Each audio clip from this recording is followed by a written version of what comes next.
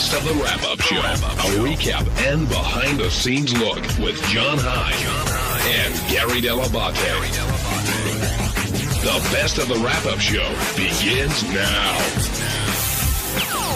On Monday's wrap-up show, all the talk was about Robin and what she revealed today and that conversation that she and Howard had. It was amazing. It was powerful. You really got an inside look at their conversation and why Robin has been away from the show physically, but we get to hear her every day. So, of course, we had our opinions, and here's how that special conversation went.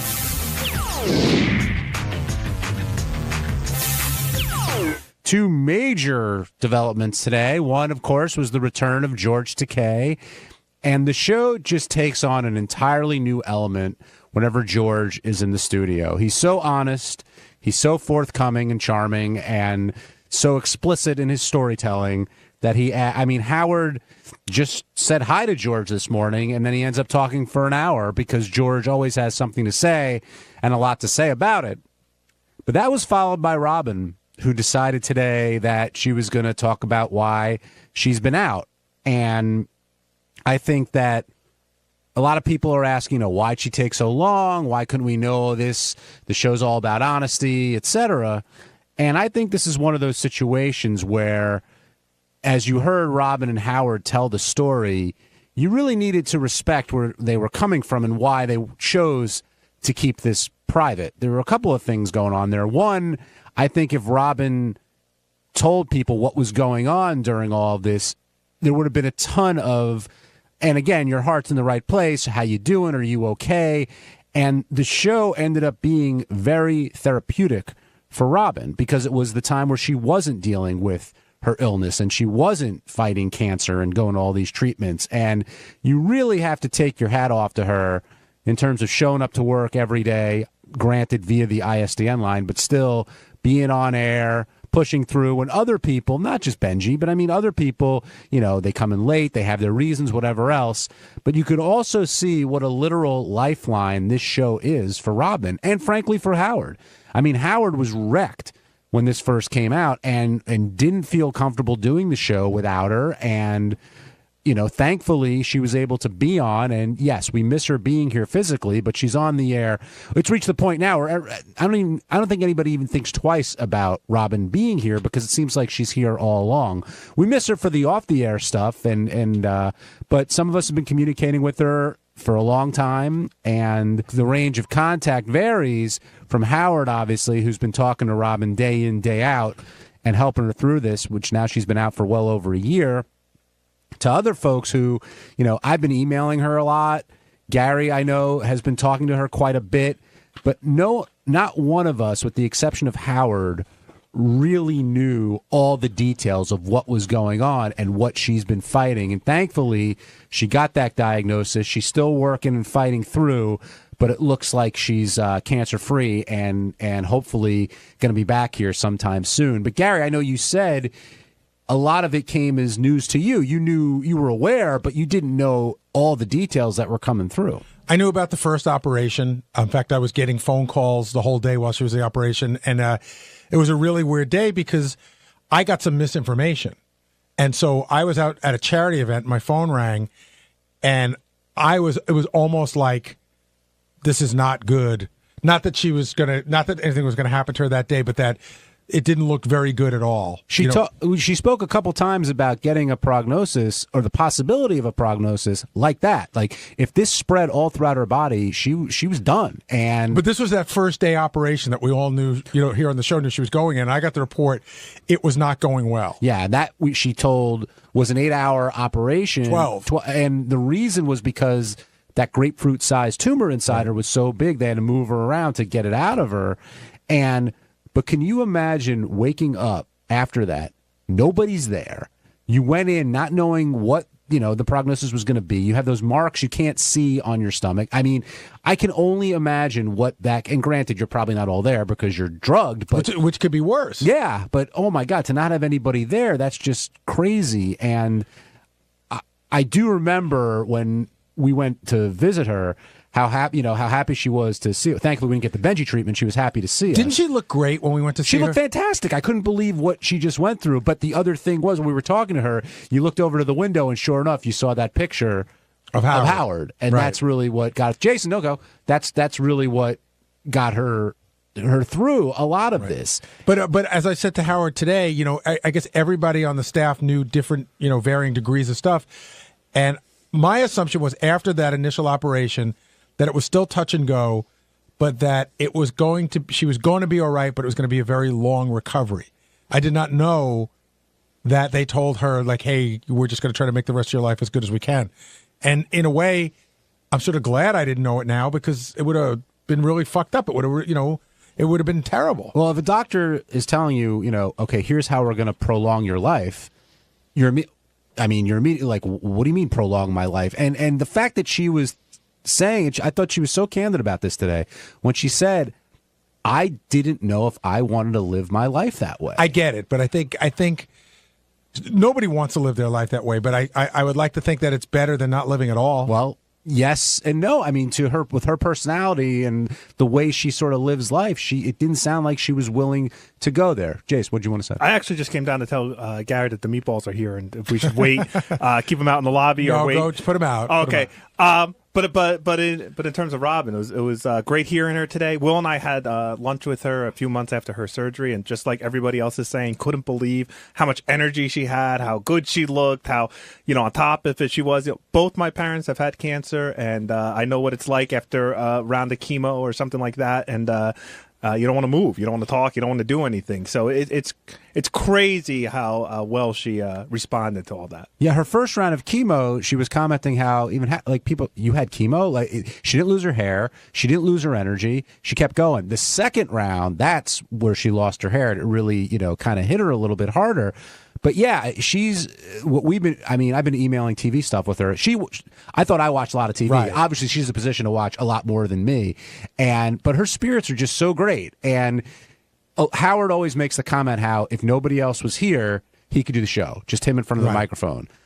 I believe that, but I honestly think now if Robin wasn't here, I don't know if he would want to go on with the show. It would just be, not only would be different, but today you got a great window into how close their relationship really is. Yeah, and I'm not going to get too into it, but when we thought that, at first we thought that Robin might be out for a really extended period of time, and we were trying to figure out how to handle that situation, and I would just say the best word I could use is it was very unsettling for Howard. It's just, not only because of what does the show, because you do something the same way every day and there's a chemistry, but because of what I could imagine he was thinking.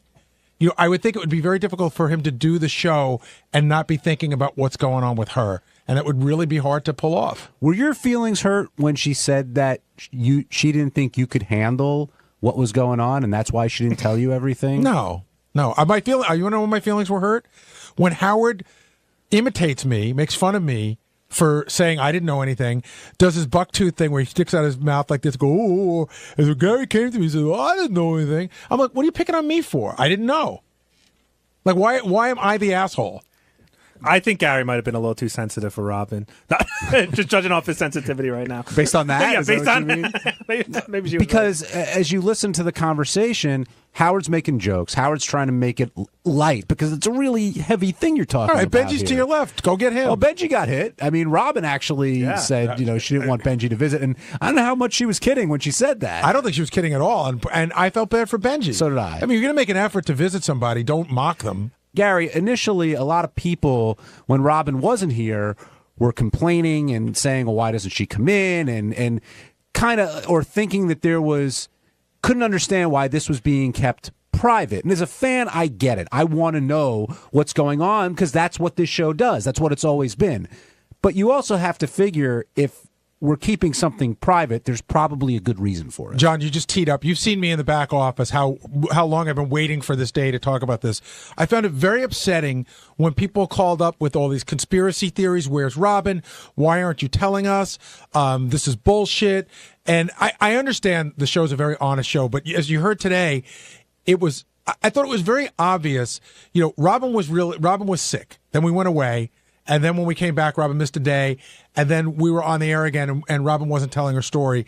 And, it came up even on the wrap-up show a couple of times. I just felt like, I think most of the people in the audience understood that they would trust us enough.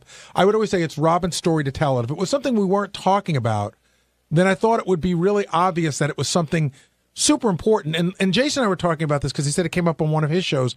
Like, what's the conspiracy? Like, what did you think we were covering that Robin was doing? What did you think she was up to that we were covering for her? Well, wasn't it obvious she was sick? Well, everyone always has conspiracy theories about this show. That's part of what makes it tick. But Howard and Robin clearly had a conversation about it, and if they were going to talk about it on the air, and they decided not to because they felt the focus would be on her illness versus doing a good show. And I said this before you guys came in. I think that Robin found it very therapeutic to go to work and have a good time and break balls and do whatever else because it was an escape from what she was dealing with, which was a life-threatening disease. Yeah, you know, it's interesting. I don't think I'm speaking out of school. Robin and I hung out about a month and a half ago. We had a weekend together with a bunch of people, and we were talking about Robin Roberts. And Robin Quivers said to me, gee, I don't think I could do that. I don't think I could do that at all. And I said, for her, maybe bringing the audience into it worked for her. For Robin, I think she just felt like, because it also defines you. You know what I mean? It defines you in a lot of ways. And, it can be difficult. So I think it's a very, very personal decision. Well, we all tried to give our support and talk to Robin and reach out to her in a lot of different ways. And she reacted differently to different people. But she did say that the sweetest of them all was none other than Ronnie Mund. And Ronnie, you love breaking balls with Robin and vice versa, I know. But you knew what was going on, and I know how close you guys are. I'm not going to say were, but are. And to hear her finally tell this story, do you think she was relieved? Do you think, are you happy that now she's at a place where she feels comfortable talking about this? Yeah, I think so, because, it's a rough thing to have to go through, being sick to begin with, and depending on how sick you are, you really sometimes don't want to talk about it. And you want to forget about it and go about your life as best you can. And, that's what she was doing, basically. I mean, she didn't miss a step with sticking me in the back during the shows, with her big knives and stuff, which I always bust her balls about. But, I know Robin for a real long time, and I've seen her go through a lot of shit, not with sickness. Well, with a different kind of sickness, and, I've seen her go through it, and where she was locked in the house and never came out of the house and stuff like that. But I don't want to go into too much detail. But, it was good to see that she could snap back from this, and I'm real happy for her. Yeah, I mean, listen, we have a very interesting organization here. Some of us have been together as much as 30 years. I'm 30 years with the show. Robin's like 33, Fred's like 36, and Ronnie's like 28. We've all been together a long time. We're a family, a dysfunctional family. At times we fuck with each other, but we're a family. And it's more than just working together. You do work together and there's a bond there, but we feel like, I know for me, like when I think of like myself and Howard and Fred and Robin, I felt like, something really amazing has been built here. Howard's built this empire. He's built this legacy in radio and in television. And we were all a part of that. And that, that really is a big bond. And, we see each other socially a lot too. I was joking around, like Robin started sending Christmas gifts to my kids when they were really young. And now my son's in second year in college, Jackson, and she still sends a gift. And I talked to her about it once, and she said, you know what? I knew you when you lived at home with your parents. I watched you get married. I watched you have kids. I watched your kids grow up. I watched your kids go off to school. That's what we are. That's what we're doing here. This is our family. Benji, you, I think, didn't get that kind of love today. And part of it, yes, it's the show, and you're Howard's making people laugh, and that's the way it goes. But two things. One, first, with Robin being out, and coming to work every day and showing up, going through chemo, all that stuff. Did any of that resonate with you, thinking like, wow, maybe I should be doing it? But you've been... No, like Gary says, like, we are a family. And I live in the shed out back, but we're a family. But no, I was, and I thought it was so silly when people were making a thing about, ISDN. Who gives a fuck? I mean, if you do give a fuck, you give a fuck. But it's like everyone's job has their own things and everything. And I don't think I took it so much like, oh my God, she can do. I just took it overall as a very inspiring thing that she can be facing mortality right in her face and still, be a creative, artistic person. Yeah, I will tell you that I knew I mean, I've always known that the show's meant a lot to Robin, but I really got to see it firsthand because she didn't miss a couple of days. You know, she missed like 2 days, but she didn't miss. Somebody in the same position would have missed a lot more days. Yeah. And the tenacity that she had to make sure she was there for those days, and I could tell that the show meant everything to her. That it was, you know, everybody finds, you know, sort of strength in a different place. And for her, it was being on the show every day. I think the feeling was, if I can get in front of that microphone every day, I can go another day. Did it hurt when she said that, you know, thanks for trying to visit, but... No, you know what the problem was, like, first of all, I texted when everyone was in that period when we knew she was told she was in the hospital and everything. But she texted back like an ambiguous message, which she said like, "Oh, not this week, but definitely check back next week." And I think that happened more than once. And I knew she really didn't want me to, but the text was ambiguous enough that I had to keep responding. But it sounds like when you call a girl and you go, "You want to go on a date?" She says, "Not this Friday, but maybe next Friday." Yeah, but eventually it works usually. The other thing is you want to sort of respect the person's privacy. And also, Robin clearly, with some people she wanted to talk about this, but with others she didn't. And I think, I don't know how you communicated, Gary, but I was very careful to be like, just talk about TV, hope you're doing great. And if she wanted to talk about that, you know, what she was going through, that's fine. But if not... Oh, you did talk to her. I think you're a better friend... almost, if you don't go there, because you're respecting their wishes. I ended up speaking to her a lot. Like, I'd call her every probably month and a half, and I would call her, and I'd leave her a message, and sometimes she'd call me back in a day, and sometimes she wouldn't call me back for a week or two. But she always seemed to want to talk about where she was. I never had to ask her. I would just be like, "How are you doing, Robin? I'm just checking in with you." And she would generally tell me. Did you check in with her a lot, Ronnie? I checked in with her a lot. I saw her a lot in the hospital, and you know, both hospitals she was in. Mm-hmm. It was good to see her, and you know what? It made me feel good because I made her laugh, believe it or not. We sat there and we had some really good laughs. We talked about old times. We talked about old shows. We talked about how I got my balls busted. She got her balls busted, how we busted each other's balls.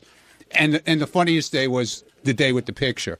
She was showing everybody the picture of Howard, which was a scream. But Ronnie, did you ever have a point where you thought to yourself, we might have to someday do the show without Robin? Did you ever have those thoughts? In the beginning, yeah. And they were fucking weird, right? Yeah, it was real weird. Because I remember the day she walked out of the studio when she was leaving here to go for the first operation.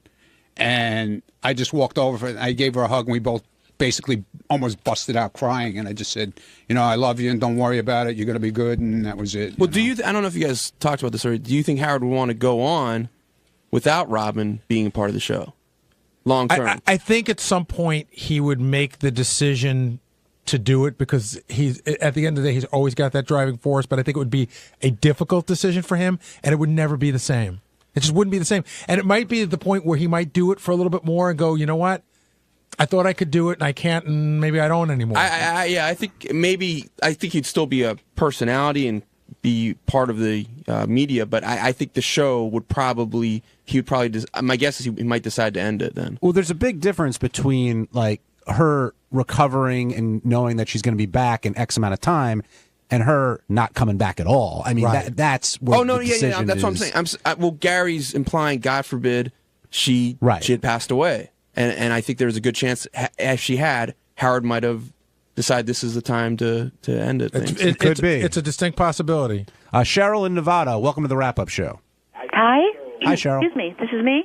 Oh, I'm sorry. I was listening so intently there.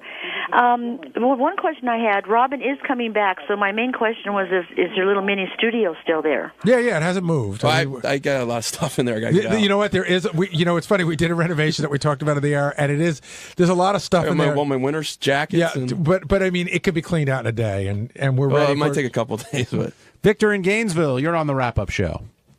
Yeah, I just have a question. I'm happy for Robin, and the kind of treatment that she got is incredible. Do you think if it were an average person other than Robin Quivers, do you think that person would have gotten that type of care, given they only have a limited amount of money, or, with the new health care law, do you think that would have changed the type of care that Robin received?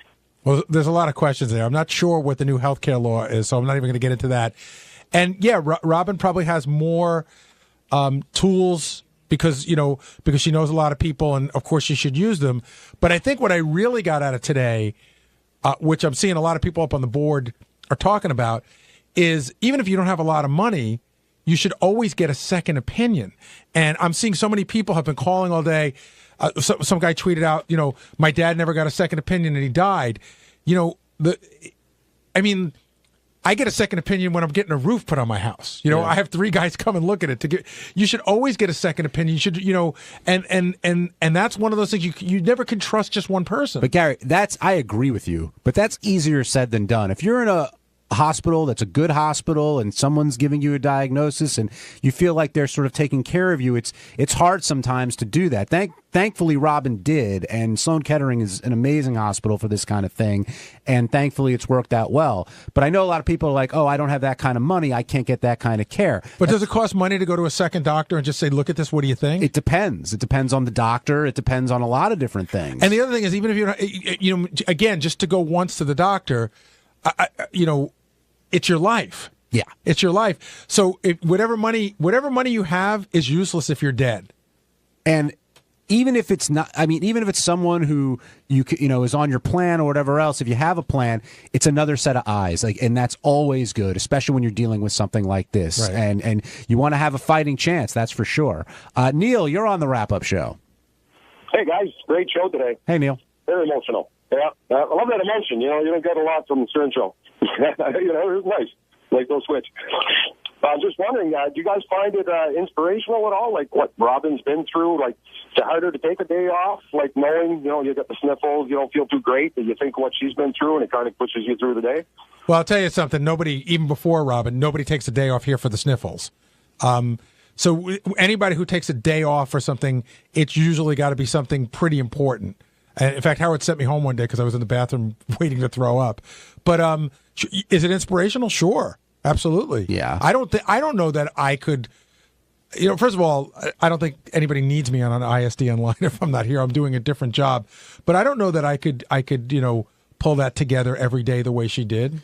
It inspired her. It got her through a lot of tough days. And sometimes, like you said before, Gary, that's what you need. And it really, kept her going. You sense that, Ronnie. Like when she's on the air, she's not dealing with all this medical crap. She's doing what she loves to do. To listen to her on the air, you would never know she was sick. That's the whole thing, Pretty incredible. And maybe that's why, some people were suspicious that there's something going on because she sounded so good. She sounded good. But again, we were very clear about saying there's a reason Robin's not here. We're not going to tell you, but just trust us. Mark in Albany, you're on the wrap-up show. You know what? This was a great show. I was just talking to a friend of mine that's a big fan last week, and we were saying that nothing's ever been said about Robin.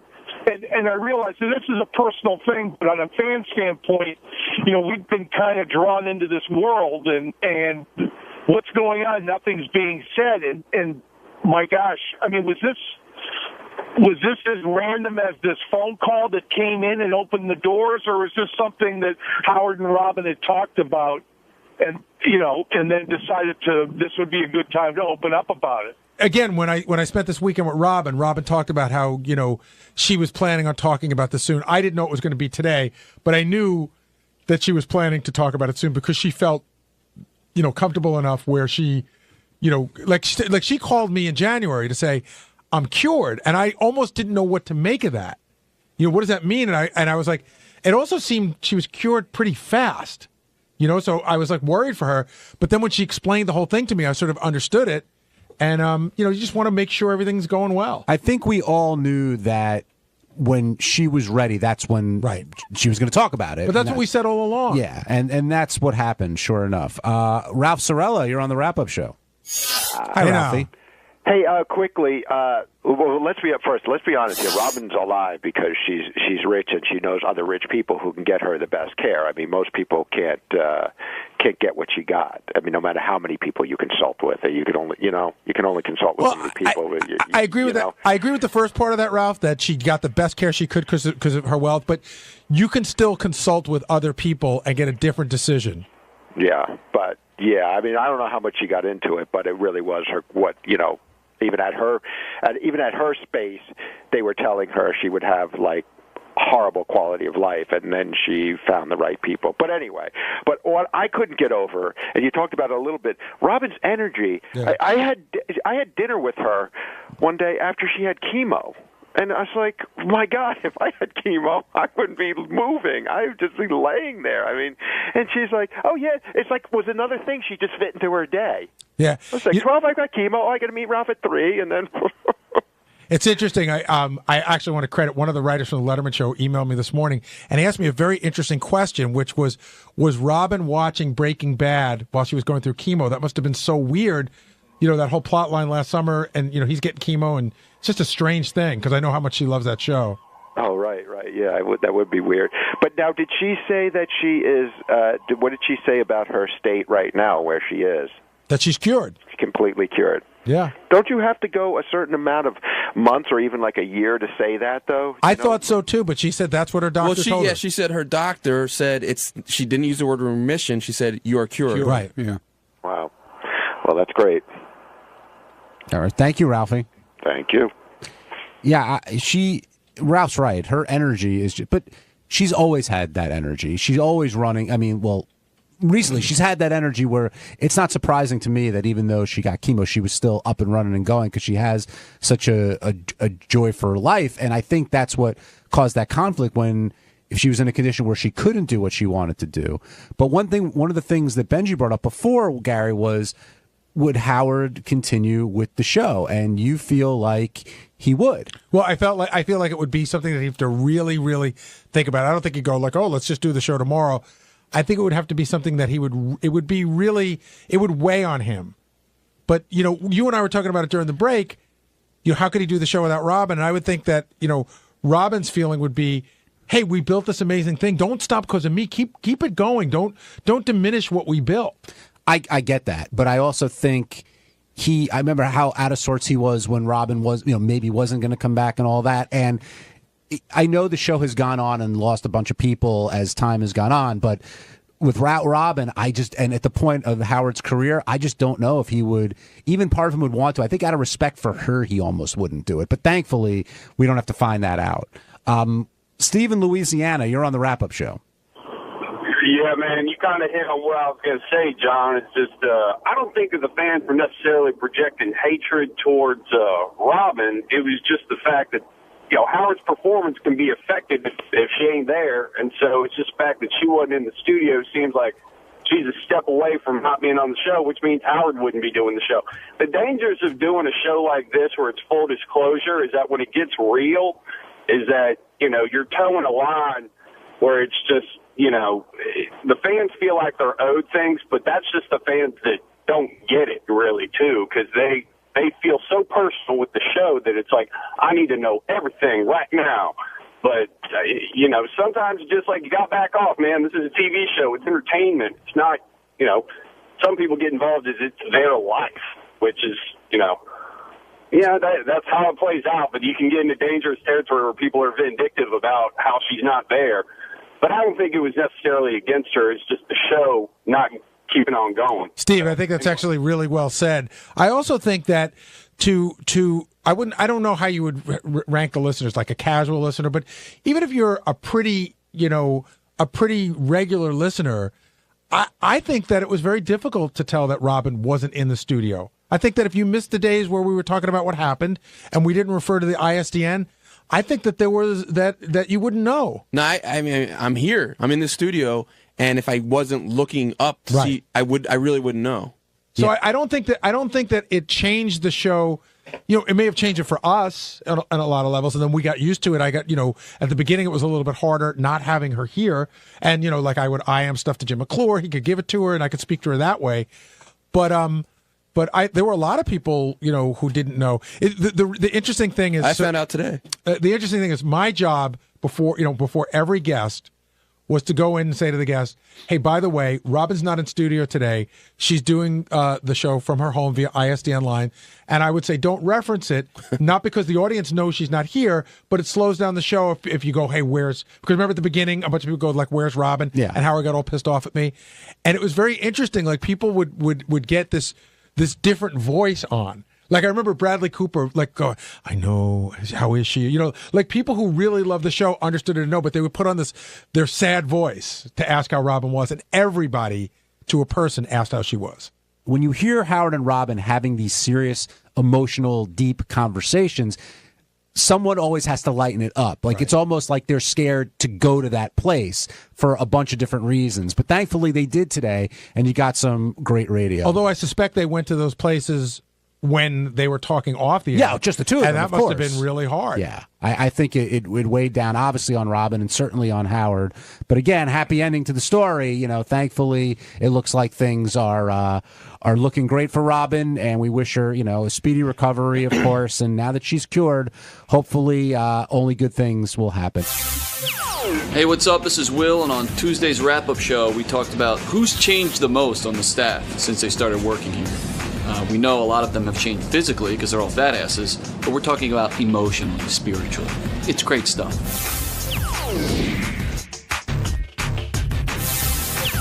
Will's here because I wanted to bring him down to talk about Dr. Chin, who is very clear about the woman that he wants in his life to marry, and had a bunch of different conditions. And the guy, I mean, he's not a bad-looking guy. Clearly, he's successful, I mean, at what he does. He has got a bunch of money, and he's just looking for the right one, but he's going about it in an awfully strange way, wouldn't you say? Yeah, he's very specific about what he's looking for. And, you know, he said to me that he has more money than God at this point, and he doesn't really care what his parents think, so he's just going to go for what he wants. And he just happens to have a list of exactly what he wants. I have to tell you, it's more of a visual thing. He won me over when he showed up in the lab coat. Yeah. You know, like, it was almost like we called Central Casting and said, send that guy. My favorite part of the interview was when he revealed that he's done some work for strippers and they pay him in funny money.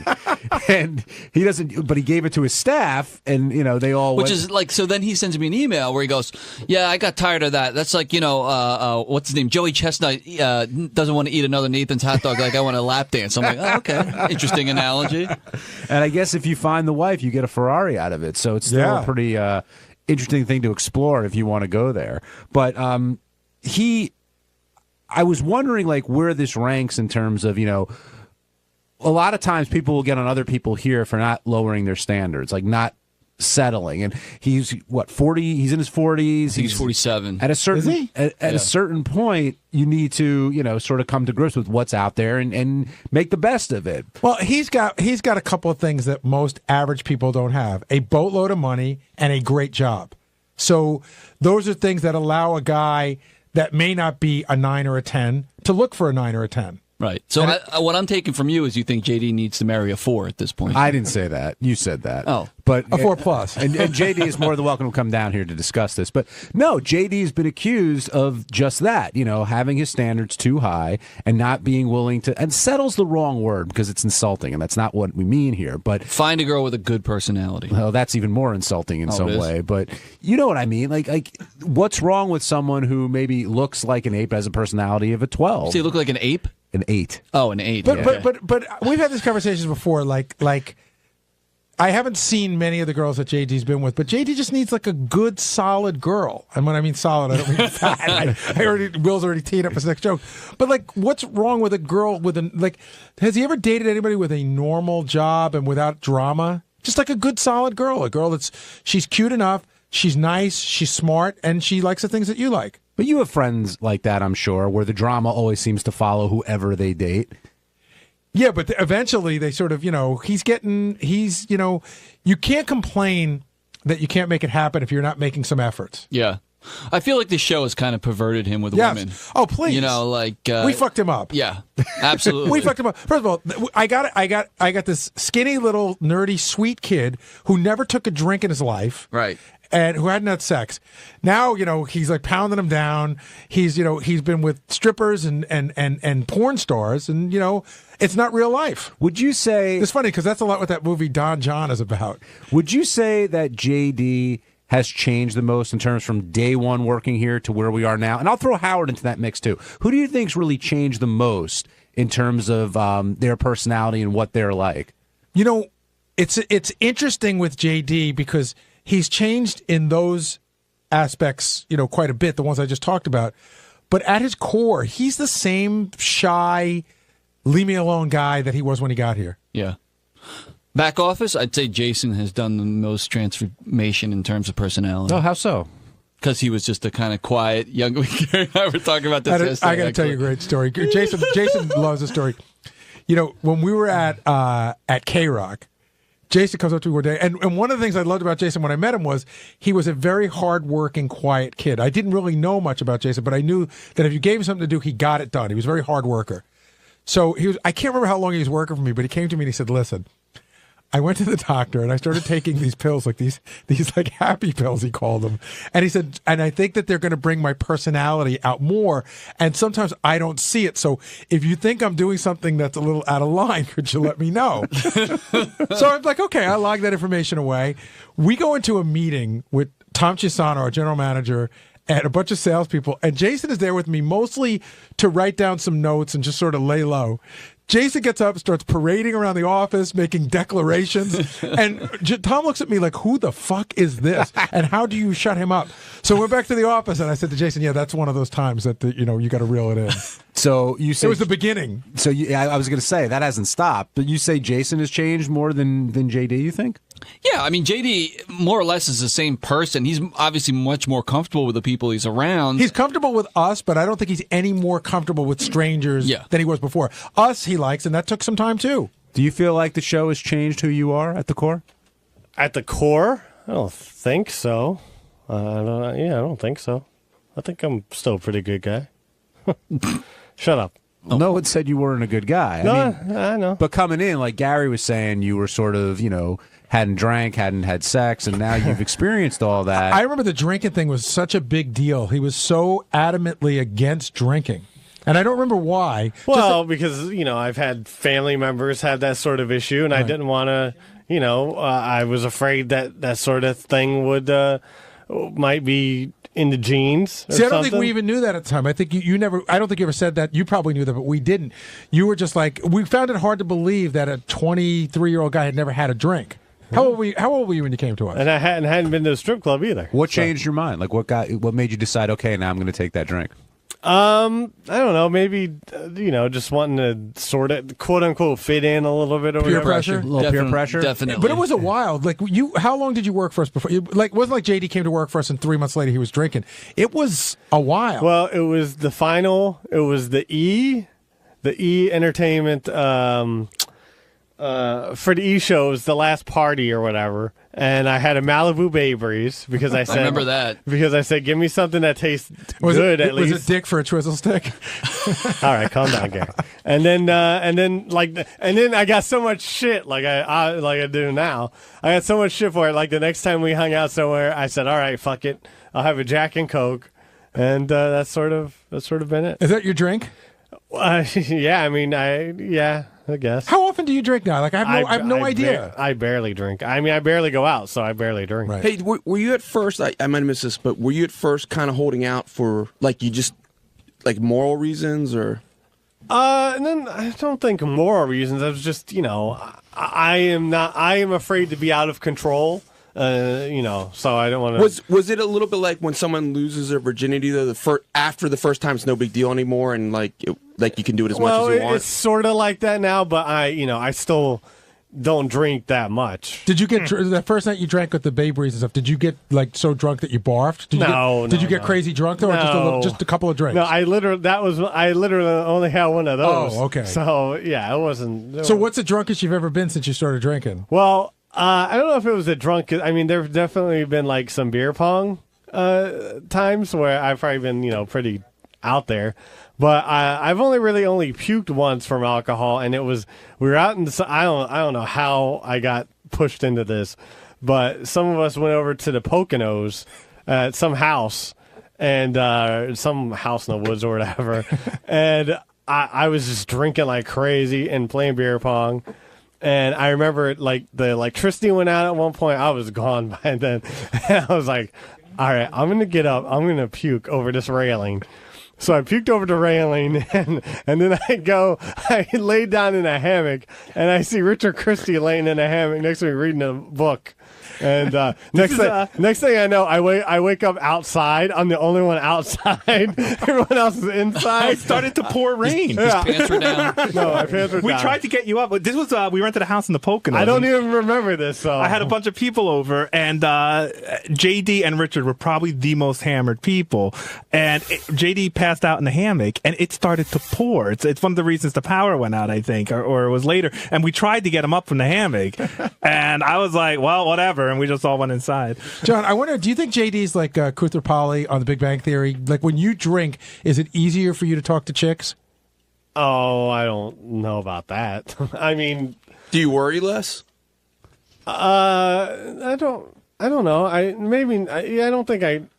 don't know. I think honestly, I played beer pong. Soundbite. I played beer pong a lot with JD, and I think he's kind of the same guy, drunk and not drunk. Like we could be drunk. Like JD knows that there's a change becomes of me halfway through a beer pong tournament. Like I will turn into a completely different person. Well, you physically change. Your eyes barely open. Mostly with some help with herbal medicine. Yes. But JD is pretty much like we could play like 7 games of beer pong. JD, should be trashed at this point, and he'll still be just as upset and miserable. He's after still a slurring loss. his words. Yeah, still slurs his words. Still hard to understand. JD, and still miserable. Let me ask you the question: who do you think has changed the most since they came to work here?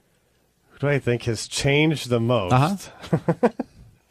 I mean, I guess probably maybe Jason. I don't remember Jason being as outgoing as like when we first started working here. When I first started working here. Mm-hmm.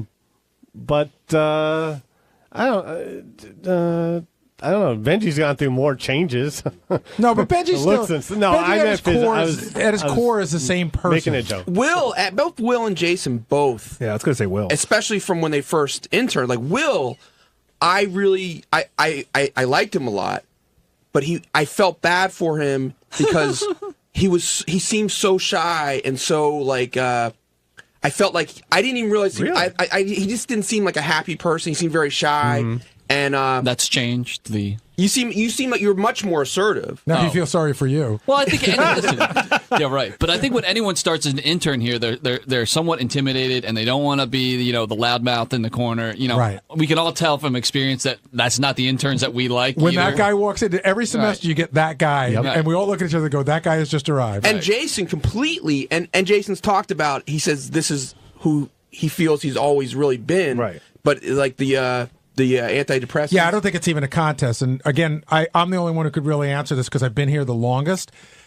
1984 Fred bears no resemblance to current day Fred. He has really changed the most.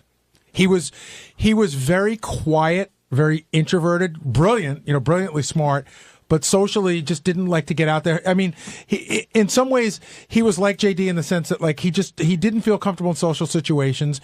And then, he got married. He moved to New York City. He sort of flourished culturally, and he's like a different guy. Well, another name I'll throw in, none of you guys said, is Howard. I mean, Howard's changed quite a bit. And he would have to. And only for the better.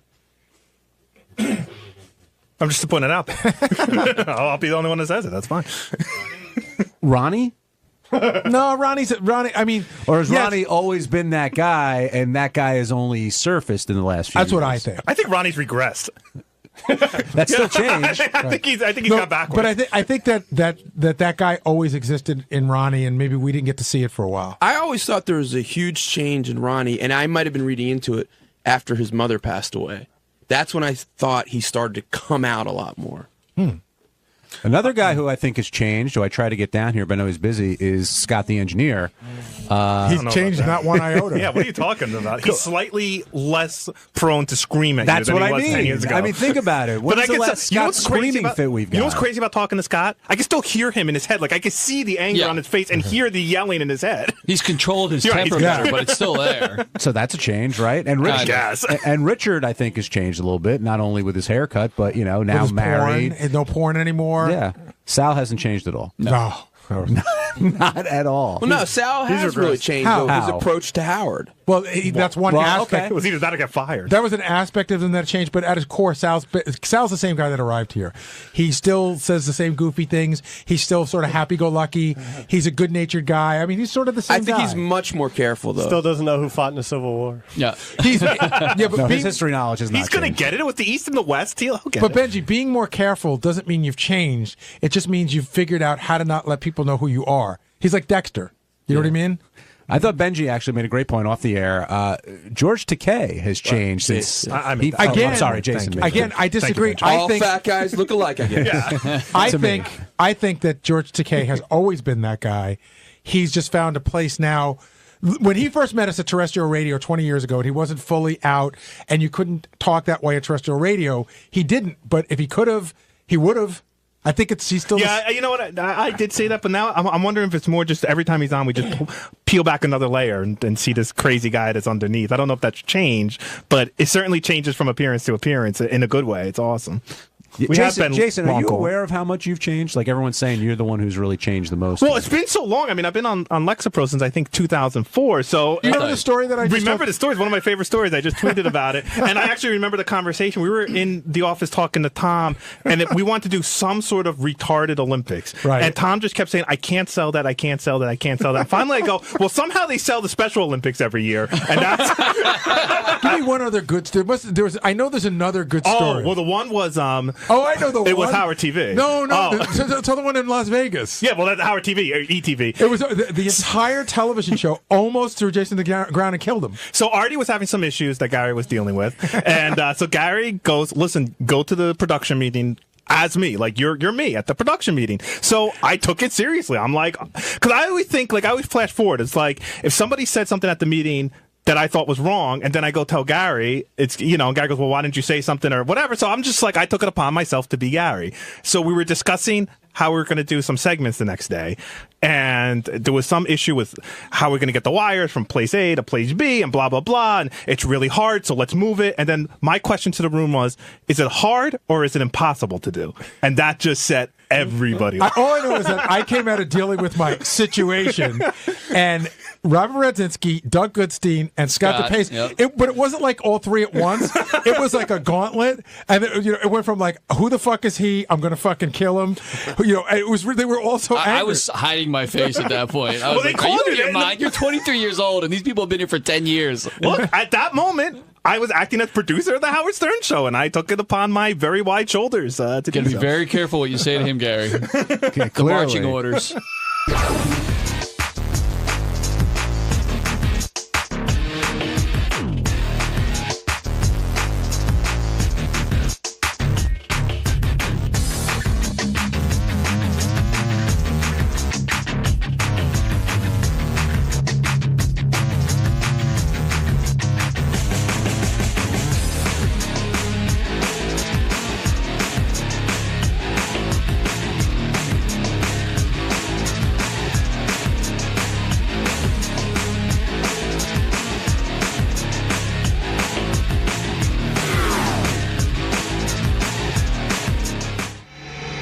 Coming up, which is the way we're going to launch our new album, which is Duran Duran's Red Carpet Massacre. We're here at the Howard Stern Show, very excited. We're so nervous. Very. We are like freaking out. I'm sure you guys are doing all right. We're really nervous. Really nervous, mate. Psoriasis is coming out. It's like, oh god. Did you say nervous? Nervous? No, I didn't think so. All right, guys, good luck. We're tired. Yeah, it is a bit early. But good job, there's grapes. I appreciate it. And where there's grapes, there's grass. Yes. And when there's grass, there's cows. Where there's cows, there's milk. Right, and where there's milk, there's breasts, which brings us to the Howard Stern Show. Of course.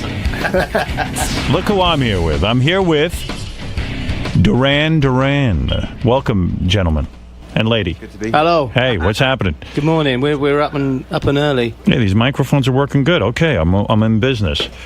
Duran Duran. I haven't seen you guys in a long time. Yeah. I think I had you in my studio. I was trying to remember back when, like 1980 or something. And that chick Fern, somebody was on it. Fern. Fawn Hall. Fawn Hall.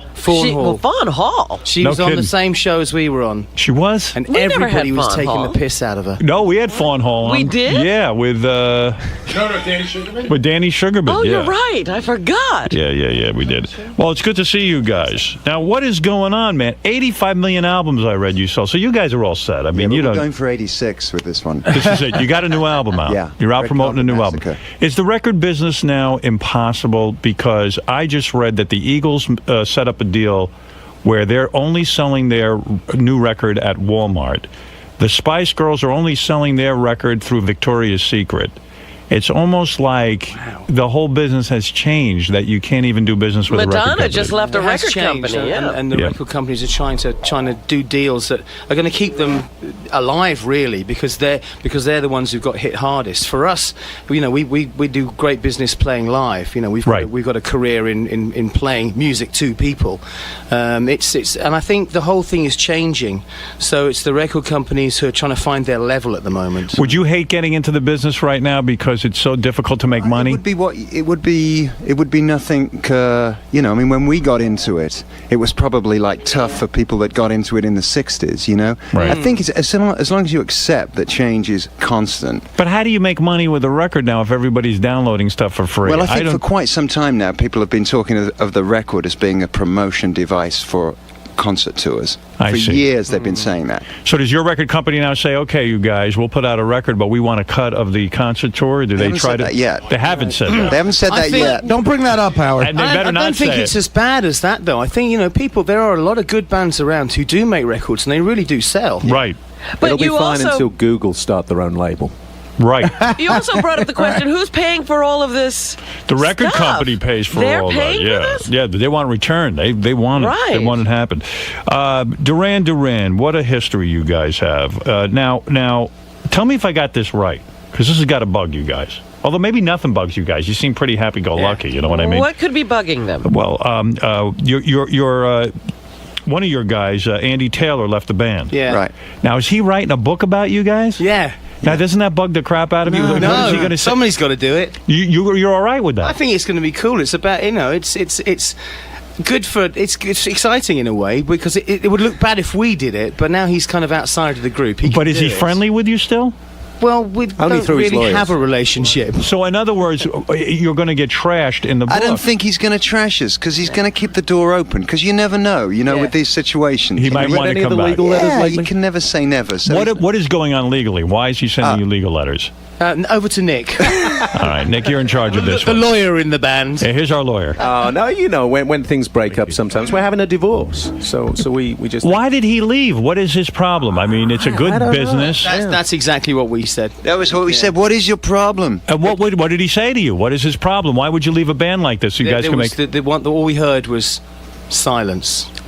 Yeah, Wow. I mean, come on. Why can't Axl work with Slash? I mean, Ego, Drives me- who wrote the Pride. majority of the songs, the big hit songs? Who wrote the majority? And you guys had a ton of hits. I mean, who wrote the? Who We wrote did the, together. They're all collaborations. So did you say to him, "Listen, we're all good together. Why would we break up the collaboration?" No, we tried to put that to him, and Right. Does he want money from you?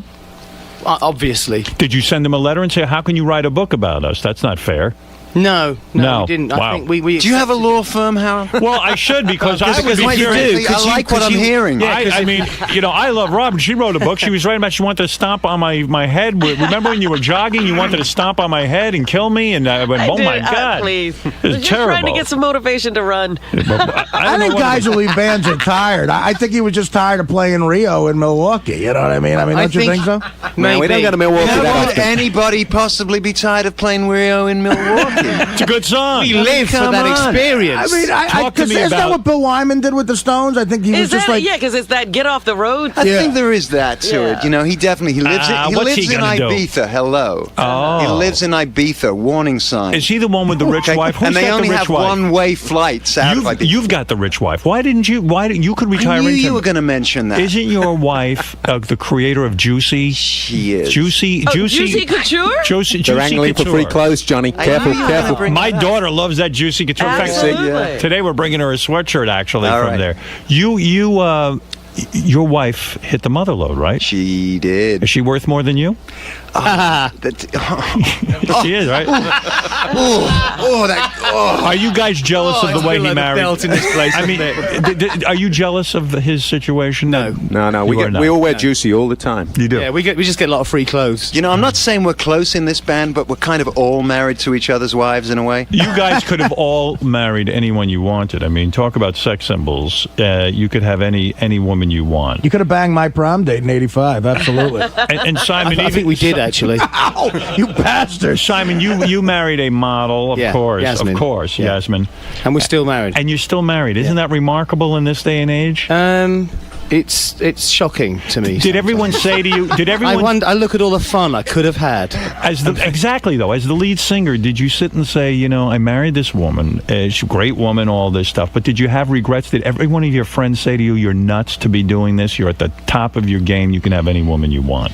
You know, a lot of people did say that sort of thing to me, but you know when you meet the love of your life, and if you meet the love of your life when you're 25, you hang on to her. And that's what happened to me. No regrets. You know, absolutely. Still in love with her. Yeah, absolutely. When your wife creates Juicy Couture, at first you think, what is this with the sweatshirts? This is a waste of money? Did you think that this was a waste of time? When I first got to know her, well, I was really taken by anybody that I met that had her clothes, that was, you know, they were really into them. Oh my God, I love my She's got to be a Juicy. billionaire. I was like, this is something really special. I knew that, you know. That's fantastic. Talk to me. I don't want to talk Ill of the Dead, but actually, I talk about Ill of the Dead all the time. Lady Di was a huge fan of Duran Duran. Princess Diana, huge fan. Did she offer to bang you guys? No. Did she seriously? Was she in love? Simon, she was in love with you, wasn't she? No. But you made Wasn't fun like of her. that. You thought she was a bit. What was the word that you used? I'm trying to remember at the time. Gaff. What? Like Shepherd's bush. Daft. Daft. Oh, what? Like couple of crates short of a lorry load. Yeah, she was a little bit nuts. She wasn't. I think she was very naive. Yeah. What is it, Gary? I think she's very sorry. Yeah. I think she was very naive, You and do? I think that she came into it as a very unworldly, and she had a very odd kind of introduction to this incredibly high-powered world. I do think it affected her. She definitely wasn't normal. Every time we open the I dressing could see room, that on the cover of the Sun tomorrow morning. Le Bon says she definitely. No, what I mean is she didn't have a normal life. you right? know? But every time we opened the dressing room door, there she bloody was under the table trying to get an autograph. Oh, it was like being ironic. Oh, there was that. You said, can't your husband keep you under control? Did I say that? Yes. And he could. That's what happens when he gets up this early. Isn't it great, though, to be just some guy one day and the next day you're in a hit band and you're telling the Princess of England, hey, man, can't your husband keep you under control? I mean, it is beautiful. What did you want to say, Gary? I think I was joking. Oh, you were joking. But it's great to be able to joke like that. Doesn't it have inverted commas next to it, that quote? Is it true you turned down Andy Warhol to make a new cover for one of your albums because you said the Stones had done it already? No. Is that true or false? No, that's false. Yeah. Rog thinks it's true. Right. And what's amazing about these guys, they hit it big all of a sudden, and they had a powerhouse career. Big. Yeah. But you were still living at home with your parents. That's how it happens. So you come back from your tour, and you're huge, and then and then they won't let us watch what we want to watch on the TV. Yeah, really. I mean, how, and To go to bed at 10 o'clock at night. I was like, I'm getting out of here. I'm going to get my own place. It is kind of crazy. It really is. Now, who is this beautiful woman who sings with you? I'm quite captivated. This is the fabulous Anna Ross. Hello. How you doing, baby? What's your fine, story? You married or you with any of these guys? I mean, what's going on? No, I'm with not. you? No, I'm not blowing any of them. No. Not that we haven't tried, but unlike Lady Di, you're not blowing the bag. No, I'm not. No. Well, you sound great. Now, I'm looking at a picture here, Simon, of your wife. Yeah. That the guys just gave me off the internet. Topless. I could see why you married her. She's hot. Look at that. There she is. Is that her? Look at her. Beautiful girl. That's my baby. Yeah, nice. Yeah. And what was it always a kind of relationship where you were monogamous, or were you as a rock star allowed to cheat? Were you allowed to? She seems like she might be. She's the love of my life. She is, and you never got into threesomes. You never got into any of that kind of stuff. No lesbianism with her in front of you with another girl. Not that I know about. Not that you know about. So it's a traditional relationship. Yeah. See, I always thought you guys were kind of wild, but maybe not. Well, there are wild ones in the band. Who's wild? The guy with the sunglasses on. Oh, yeah, we know that. The lawyer's wild? Do you know why he's got sunglasses on? Why does he have sunglasses on? Because then he has projection of porno on the inside of the lens. You're talking about Nick. 24 hours a day. Nick, I always knew Nick was a pervert, but that's good. I like that. How are you? Very well. Last time I saw you was in England. It was, yeah, I remember. Yeah, Yeah, you were broadcasting from there. Yeah, a long time ago. And Simon, what do you mean that? You know what I wanted to ask you about when you. There was a couple of things going on. Number one, I read that you say you, as a child, you enjoyed dressing up in women's clothing for real. He still does, and you still do. I enjoyed dressing up. As a woman, That's my favorite. I wasn't sure whether they were women's clothes or men's. Here's what I it had said. a jockey outfit. You say you've been dressing in women's clothing since you were a kid. When you were a kid, you wanted to be Rita Hayworth in a skirt. Did you think you were gay? This is the press release that Nick Rhodes wrote, isn't it? Did you think you were gay at one point in your life? Is that because when once yesterday, wasn't it? Did you guys think he was gay or something? I mean, seriously, that's a very feminine thing to do. Hands on my hips, I can't do that. But you were always into women. You never had gay sex. Yeah. Nothing like that. Yes. You just like to dress up as a woman. No. I did once dress up as a woman, and it was for a show at the Edinburgh Festival, and that was a lot of fun. I just loved the way fishnets felt on my legs. And what happened that you lost your testicle? Do you talk about that? You were I haven't. I have a slightly reduced testicle. You were on a motorcycle. Yeah, you had an accident. I raced heard bikes, and I had a front end collision. Well, you have the kind of life you do. We'd moved on from homosexuality.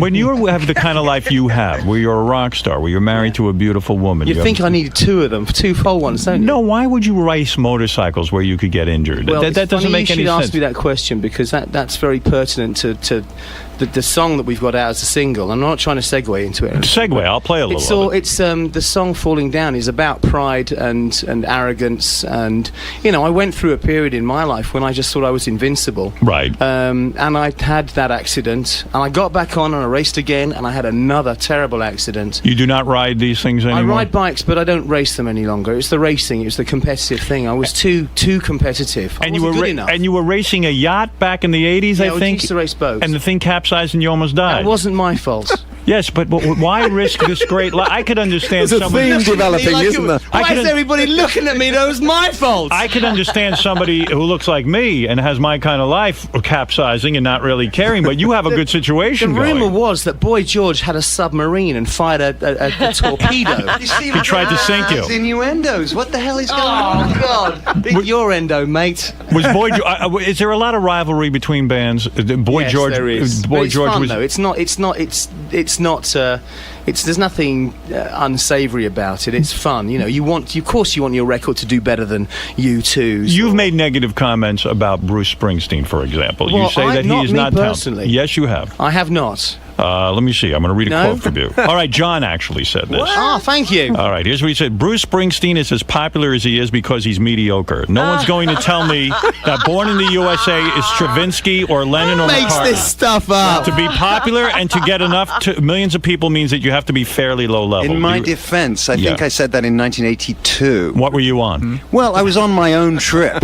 Right. I've come to respect Bruce a lot. That's amazing. You He's said actually that one of my favorite artists. You said that He is before one of your Born in the USA came out. It was a review. No, it was a review. It was a review show that Born in the USA was on. In fact, is that what it and is? that's how I felt about it at the time because I was raised on the Clash and Bowie and a lot of really out there stuff. Right. And to me, it was pretty pedestrian at the time.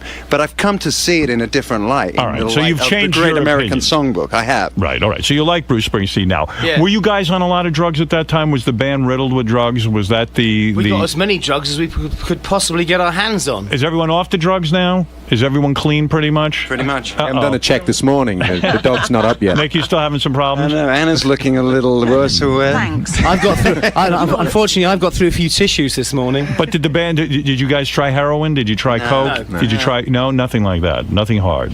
Well, we did maybe. Maybe you tried it. Do we have to be specific? Yes. Yeah. This is an interview. You have to. You have to. Do you answer. still have the numbers of any New York dealers? Yeah, we have our own problems here. So there are rivalries between bands. And you mentioned Boy George. At that time, would he sit and take knocks at Duran Duran and say you guys were horrible, and you would say he's horrible? You know what happened in that time was that the press were we were young, and they kind of manipulated a situation where the rivalry became public, right? And they would get people to kind of knock each other in the papers and things. And in our naivety, we were willing to disrespect other bands in the newspapers and things like that. It's something you don't do now. I don't have bad things to say about acts now, right? Because I think it's just not elegant. It's undignified. Do shows like American Idol annoy you? I mean, you guys had to come I up. don't watch it. You do not watch it. It doesn't annoy me. Does it bother you that these kids who basically had absolutely no career get on a reality show and then they have these huge careers? Yeah, good luck to them. You know, I mean, it's not the kind of career I would want. No, you don't want that.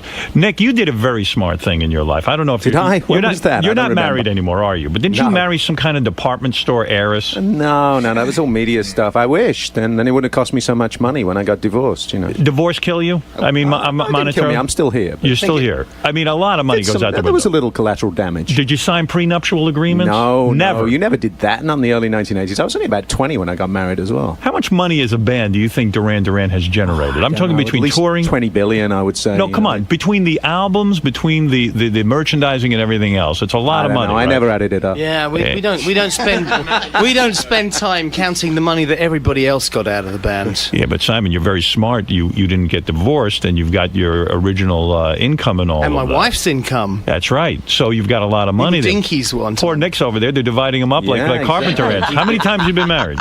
Well, how many? Only once. Only once. Yeah. Okay, all right. So you only got cleaned out once. That's okay. All right. All right. Big. Listen. So you say the new album is out. Yeah. This is a big November deal. 13th. November 13th, and the new single is called "Falling Down." Yeah. And you say this is about arrogance. It's about pride coming before a fall. It's about how quickly your life can change. How suddenly you can go from being king of the world to heading for a big disaster. Is this about you? It sounds like a divorce to me. It's very much about things that have happened to me, but it's for anybody. You know, everybody goes through these things in their lives. But more importantly, it's about being able to reach out for help and swallowing your pride enough to say, somebody please help me. Are you saying that when you were at the top of the music industry, on top of your game, that you could have been an asshole to some people, you could have been arrogant, you could have been maybe not treated people properly, and now you are humble, you have some humiliation in all of this?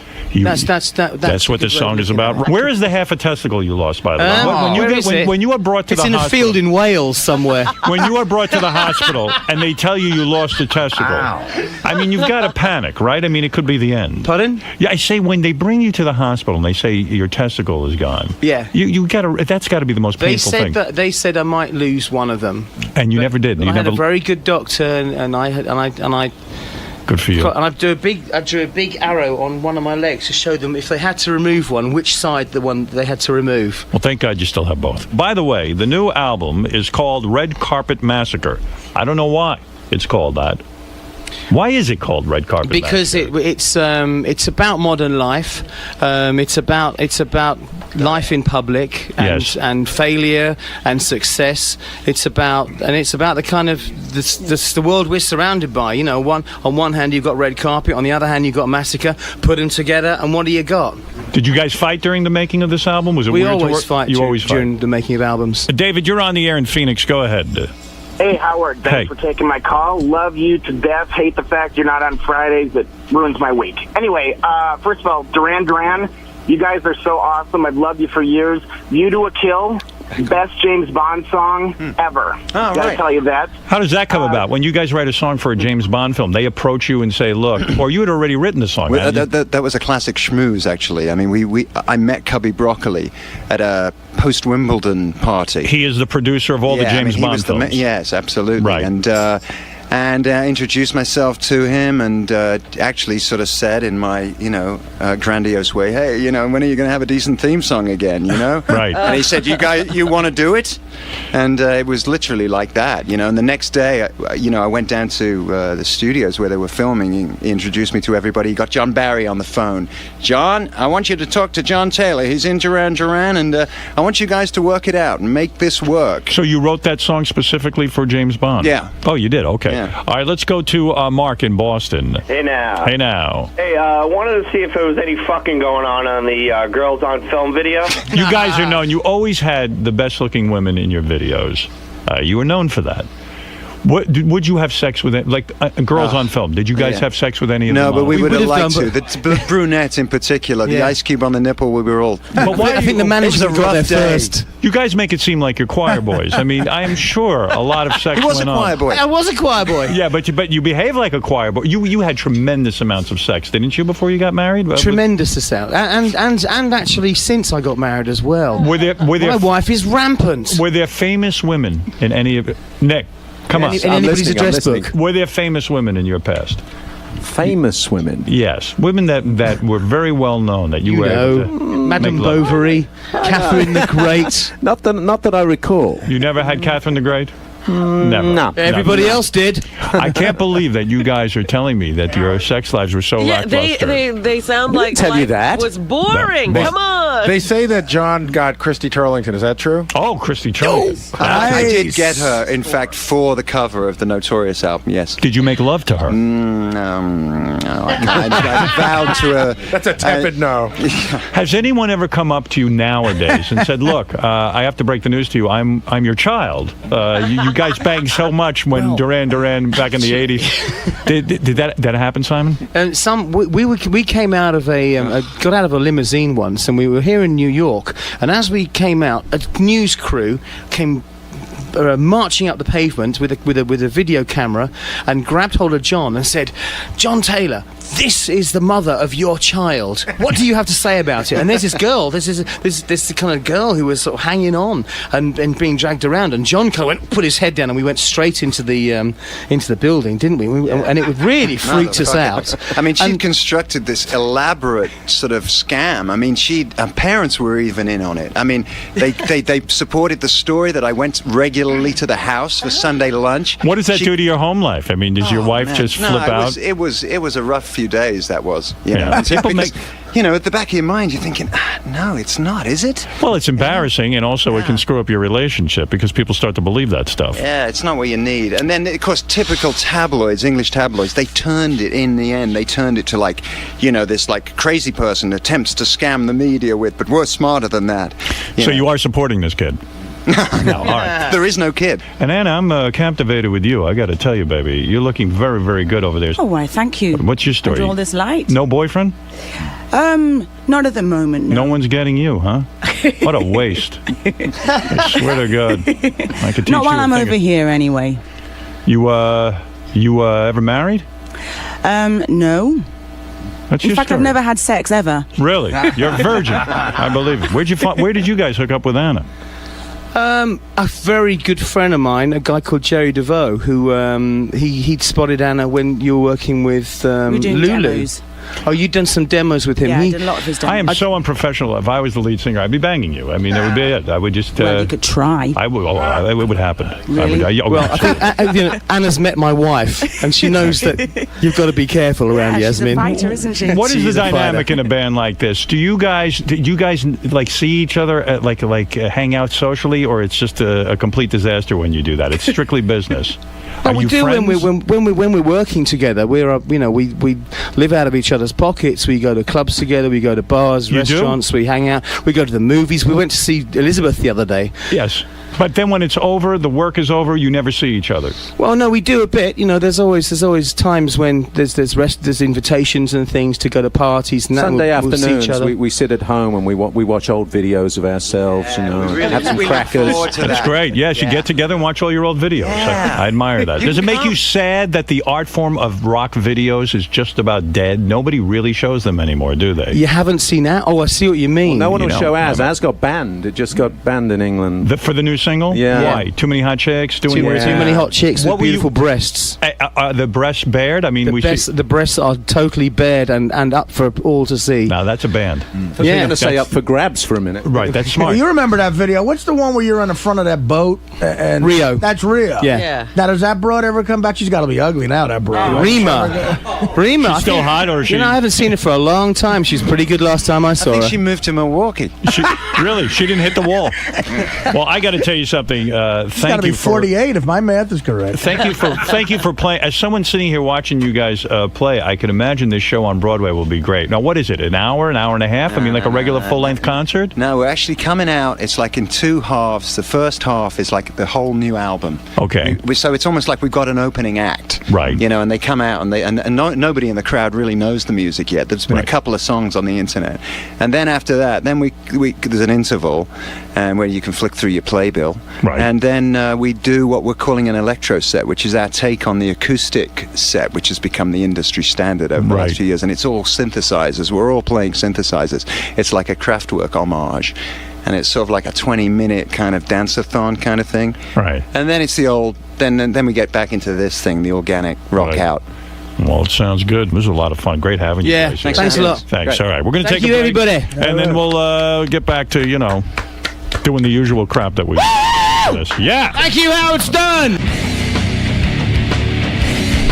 Now, was it weird having Howard ask you about, your sexual life and the bike accident, the testicle?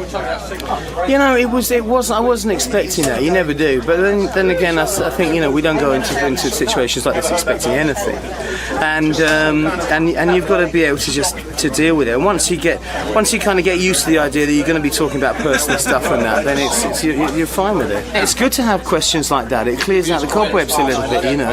Makes you question things. And it's funny. Mixes things up, right? Yeah. No, it's good. It's good. It's healthy. Great. We enjoyed it. Thanks a lot. Thanks for stopping by. Hey, Artie, I got a question for you. Really, a serious question. Now, you talk about... Shut that off, all right? Seriously, shut it off. No, I want it off, because this is something that shouldn't be... I want to ask... Shut the fucking thing off! Ladies and gentlemen, we present to you The Ronnie Munn Show. Well, he's 5'6", but he still does security. A player with the women, despite a gray goatee. Yeah, the little Jew jeans got an attitude. Some say he's feisty or just downright rude. He's got a gray suit with a turtleneck, keeping whack packers all in check. We call him old man like he's 84. He's driving a limo shouting, "Let's fuck some hoes!" He's Ronnie Munn, and it's a Ronnie Munn Show. He's Ronnie Munn, and it's a Ronnie Munn Show. He's Ronnie Munn, and it's a Ronnie Munn Show. He's Ronnie Munn, and it's a Ronnie Munn Show.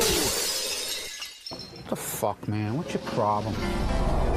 What's up, you Mund maniacs? I'm Richard. And I'm Sal. Welcome back to the show. I had enough of this camera bullshit. I swear to God, now I had enough. Leading off this episode, we find Ronnie in yet another one of his little predicaments, as comparisons to a tiny celebrity guest leave Ronnie piping mad.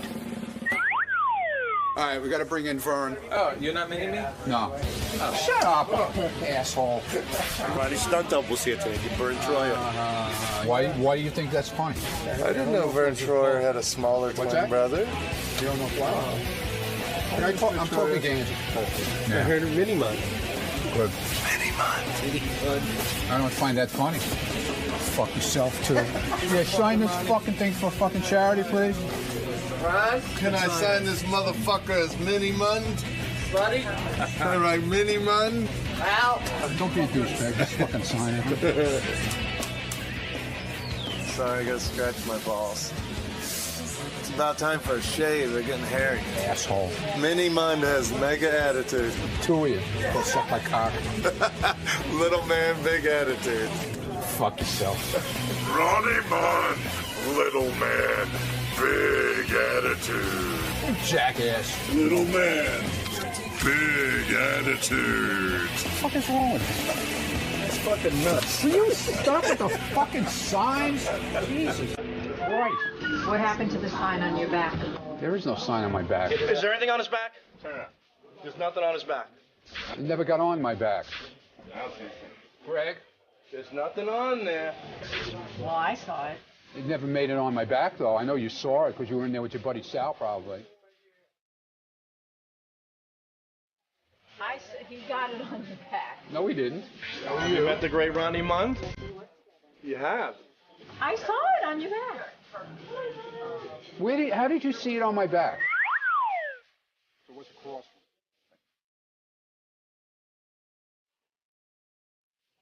No, he tried to put it on my back.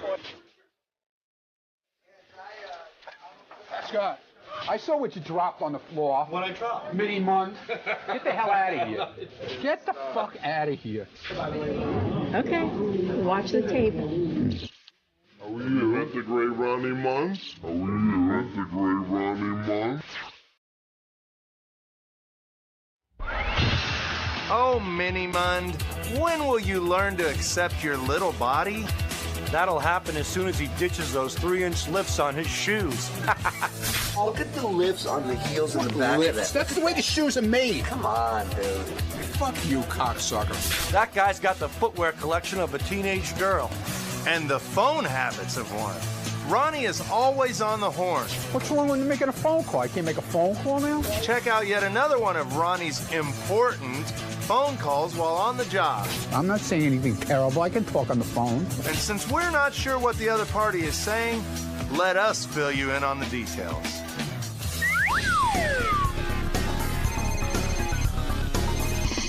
Whatever. You know what? I know you. You're no actor. You're not acting for any camera. Please, don't give me no shit now, okay? Hello? Hi, I'm Mark. What's up, fuckface? Nothing. Go fuck yourself, dickhead. Ball bag. What's that? No tears, jackass. What's up, shit pipe? Really? How I many? just farted and a black cock fell out of my ass. Are you kidding me?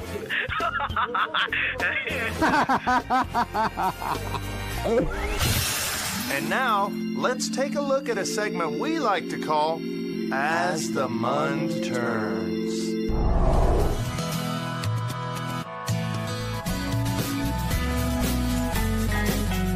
As the Mund Turns. The only one that ever gave me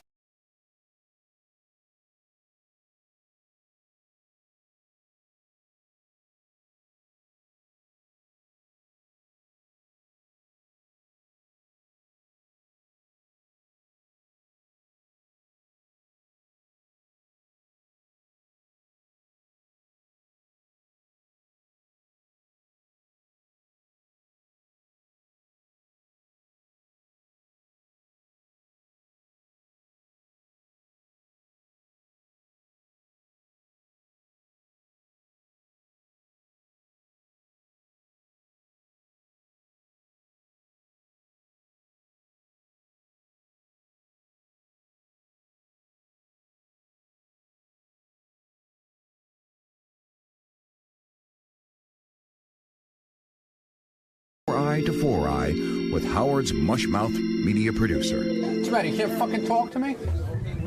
Oh, no, I thought that was your bit. You can't talk to me. No, you asked Greg if I made a face. You asked me if I made a face. Yeah, I made a face at you. You're an asshole.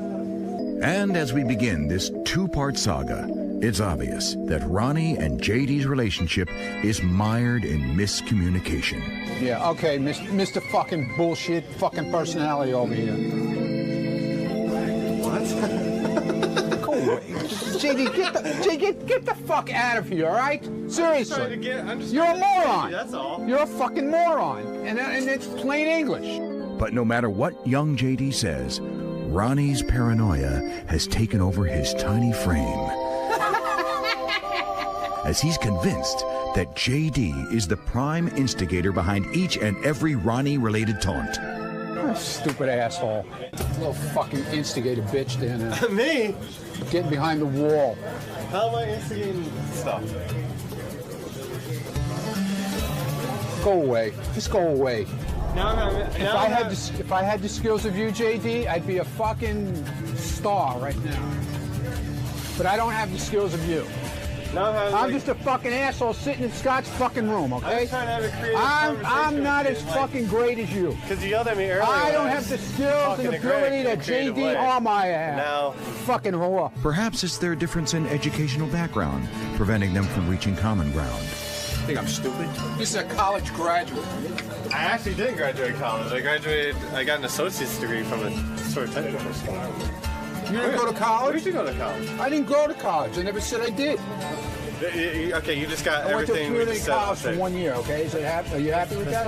Are you happy? I went to community college for a week. Fucking ass.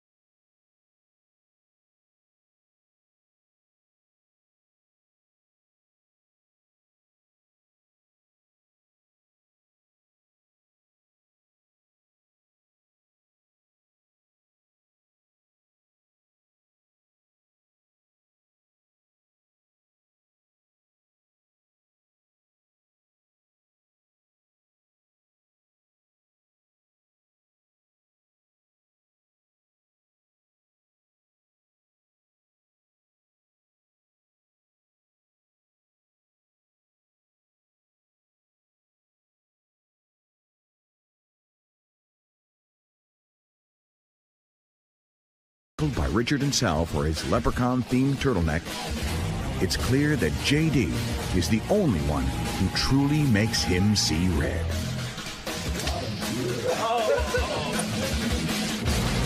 What are you laughing at? Damn it! JD's got to get a bodyguard against Ronnie. I was just standing in the hall. Yeah, stand in with that stupid smirk. Get the fuck out of here. I can't stand and look and smirk.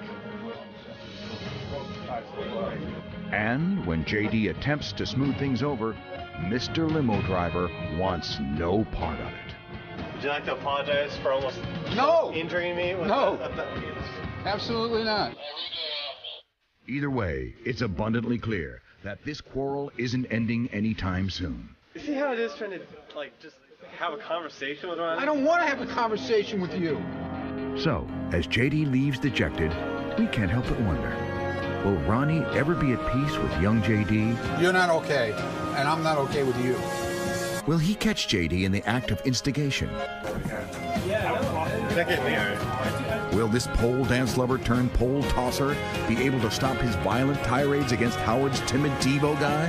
Look at your face, and then you'll know why I want to cut your throat. Find out next time on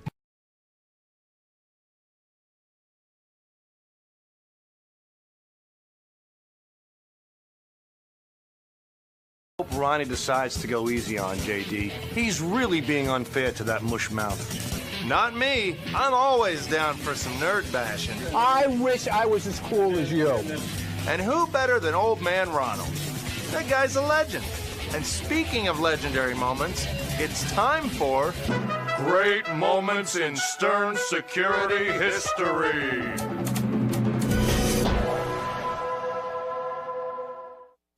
On a Tuesday morning in mid-June, Howard Stern and Artie Lang's appetites were growing more ravenous by the minute.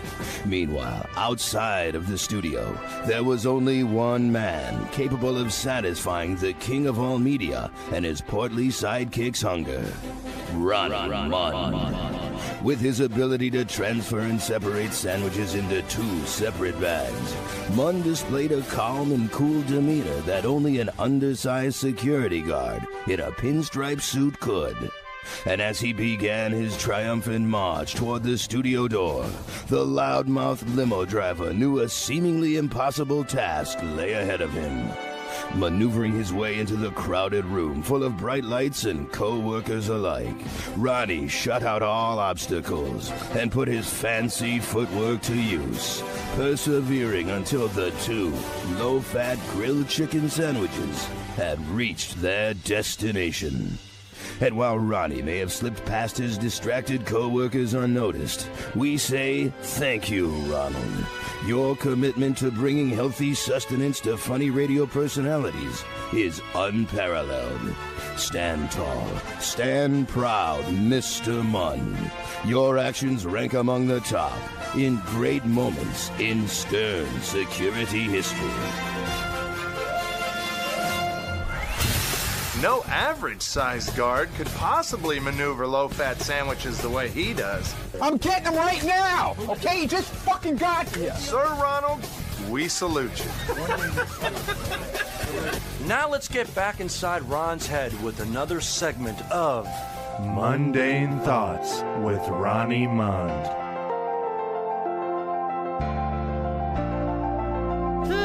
I wonder if I should sing karaoke this year at my block party. Sing karaoke? Are you out of your mind? Do you remember the Hopey Copey?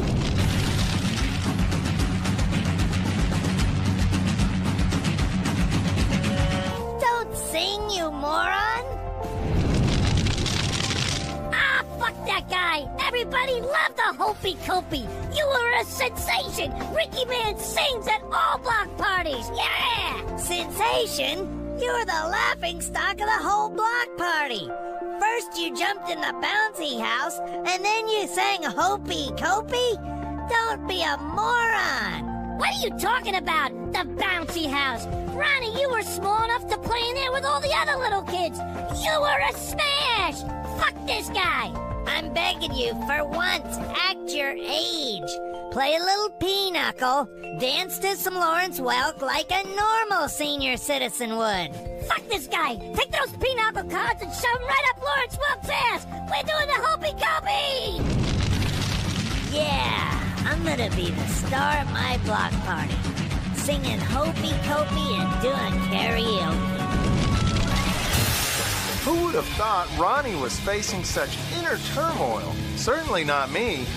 Now let's get out of Ronnie's head and onto the pavement. Yes, folks, it's time for more of Ronnie on the Street.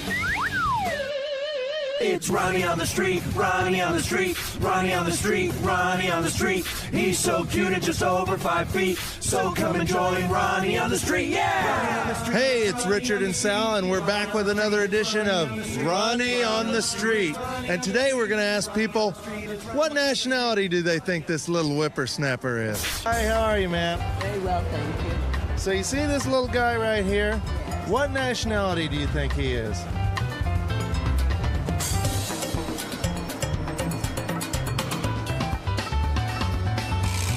Probably, he looks like a cross between a German or a very unhappy American. Russian. Something Middle Eastern of some kind. This looks like a little bit Irish and Spanish mix.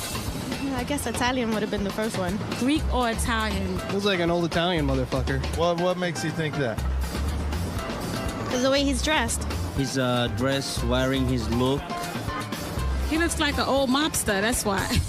I know, it says that fucking arrogant look on his face. Now, would you be surprised if we told you he's Jewish? He's not. Is he really? Now, you ready for a big shock? What, he's Polish? He's Jewish. Let me holla at him real quick. Okay. What's his last name? Mund. I'd believe it. He's really Jewish? Wow, I'm impressed. Really? Is he really Jewish? Yeah. Wow. All right. You think he looks Jewish? Not really. I think he's afraid to look Jewish. Why do you think he has such an intimidating look? Do you think he's doing that to hide the fact that he's Jewish? No, probably because he's so short. I think he's small, he's short, he probably has a small dick. Why do you think he doesn't want to look Jewish? Who wants to look Jewish? He's kind of like a Guido Jew. I would say a Guido Jew. A Jew-gene. A Jew-gene. Do you think by him trying to look Italian, he's more appealing to women? No. I don't think so.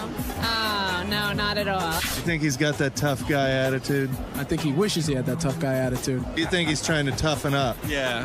And Italians kind of have an image of being cooler, you know? People stereotype Jewish people too much, you know? What do you think of Jews? I have no problem with them. They never bothered me. They're not as bad as those Jehovah's Witnesses, you know what I'm saying? Well, it seems a lot of people are confused about Ronnie's nationality. But I think there's one thing we can all agree on. He's an asshole. Ronnie on the street, yeah! Well, that brings us to the end of today's episode, full of Mund madness. But there's plenty more madness to come. Yeah! Yeah! Yeah! So don't miss the next episode, or we'll sick a 5'7" bodyguard on you. Don't make the old man throw his back out, okay? Ooh, I'm scared. Okay, here we go. Ronnie on the street. Ron, I can't hear myself. What the fuck are you doing? Here we go. Ready? Fuck face, hit it. It's Ronnie on the street. Ronnie on the street. Ronnie on the street. Ronnie on the street. He's so cute and just over 5 feet. So come and that's one. So come and join. Jesus, my first take. It's Ronnie on the street. Am I taping? So come and join Ronnie on the street. Yeah. I just gotta fix that part. So come and join Ronnie on the street, yeah! I just fucked up that so come and join. You just sound good. So come and, Ronnie on the street, Ronnie on the street. Right, so cute and just oh, hit it again. Ronnie on the street, Ronnie on the street. Ronnie on the street, all right, do it. So come and join Ronnie on the street, yeah! That was good, right? I don't know if I call it good, but it'll work. Right. Especially for this dog shit episode. Get the fuck out of here, you and your fucking... Leave her out of here. You and your songs and your movies and your Ronnie shows.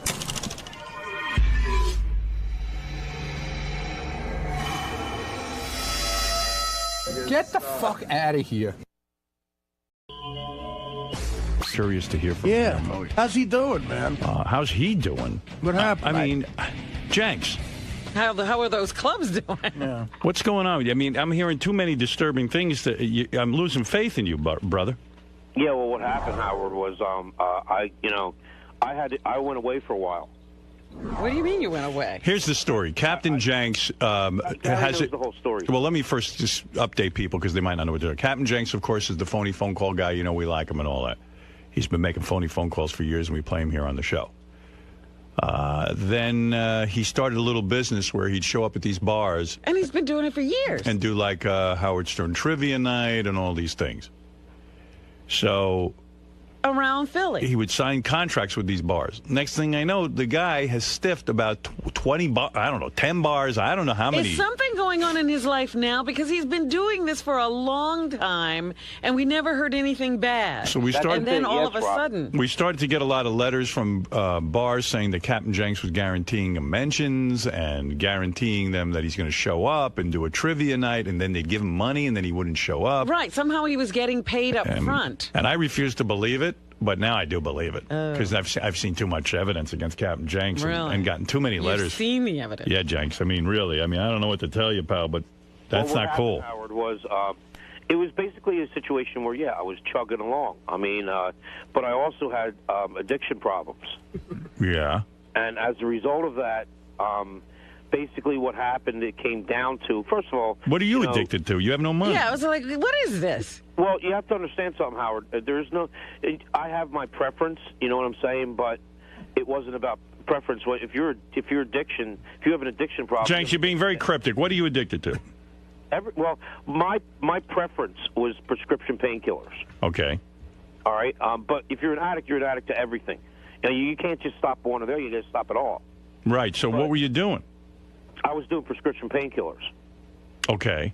But you said you were doing it all. So what else were you doing?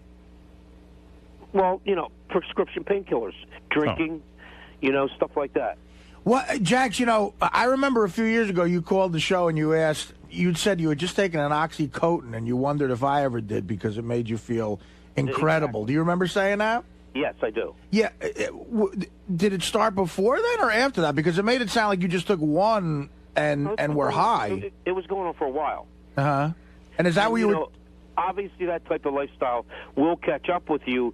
And what was happening was then my car went, and, I mean, rent gets, not paid and this and that. Well, that's like, Chris Rock told Howard, if Hardy's really fucked up, if you fire him, he'll be broke in 3 months. But so what were you buying, man? You were buying Vicodins and Oxys and all that shit? Yeah. Exactly. Well, I don't understand. You're saying now that you got so strung out you couldn't pay. You were buying so many pills you couldn't pay your rent. Couldn't pay my rent. I'm just saying. Did you lose your job? Everything's gone. Today's the last place that I'm in my house. As of today. You mean you can't? Wait a second. You can't be on Oxycontin and work at a gas station?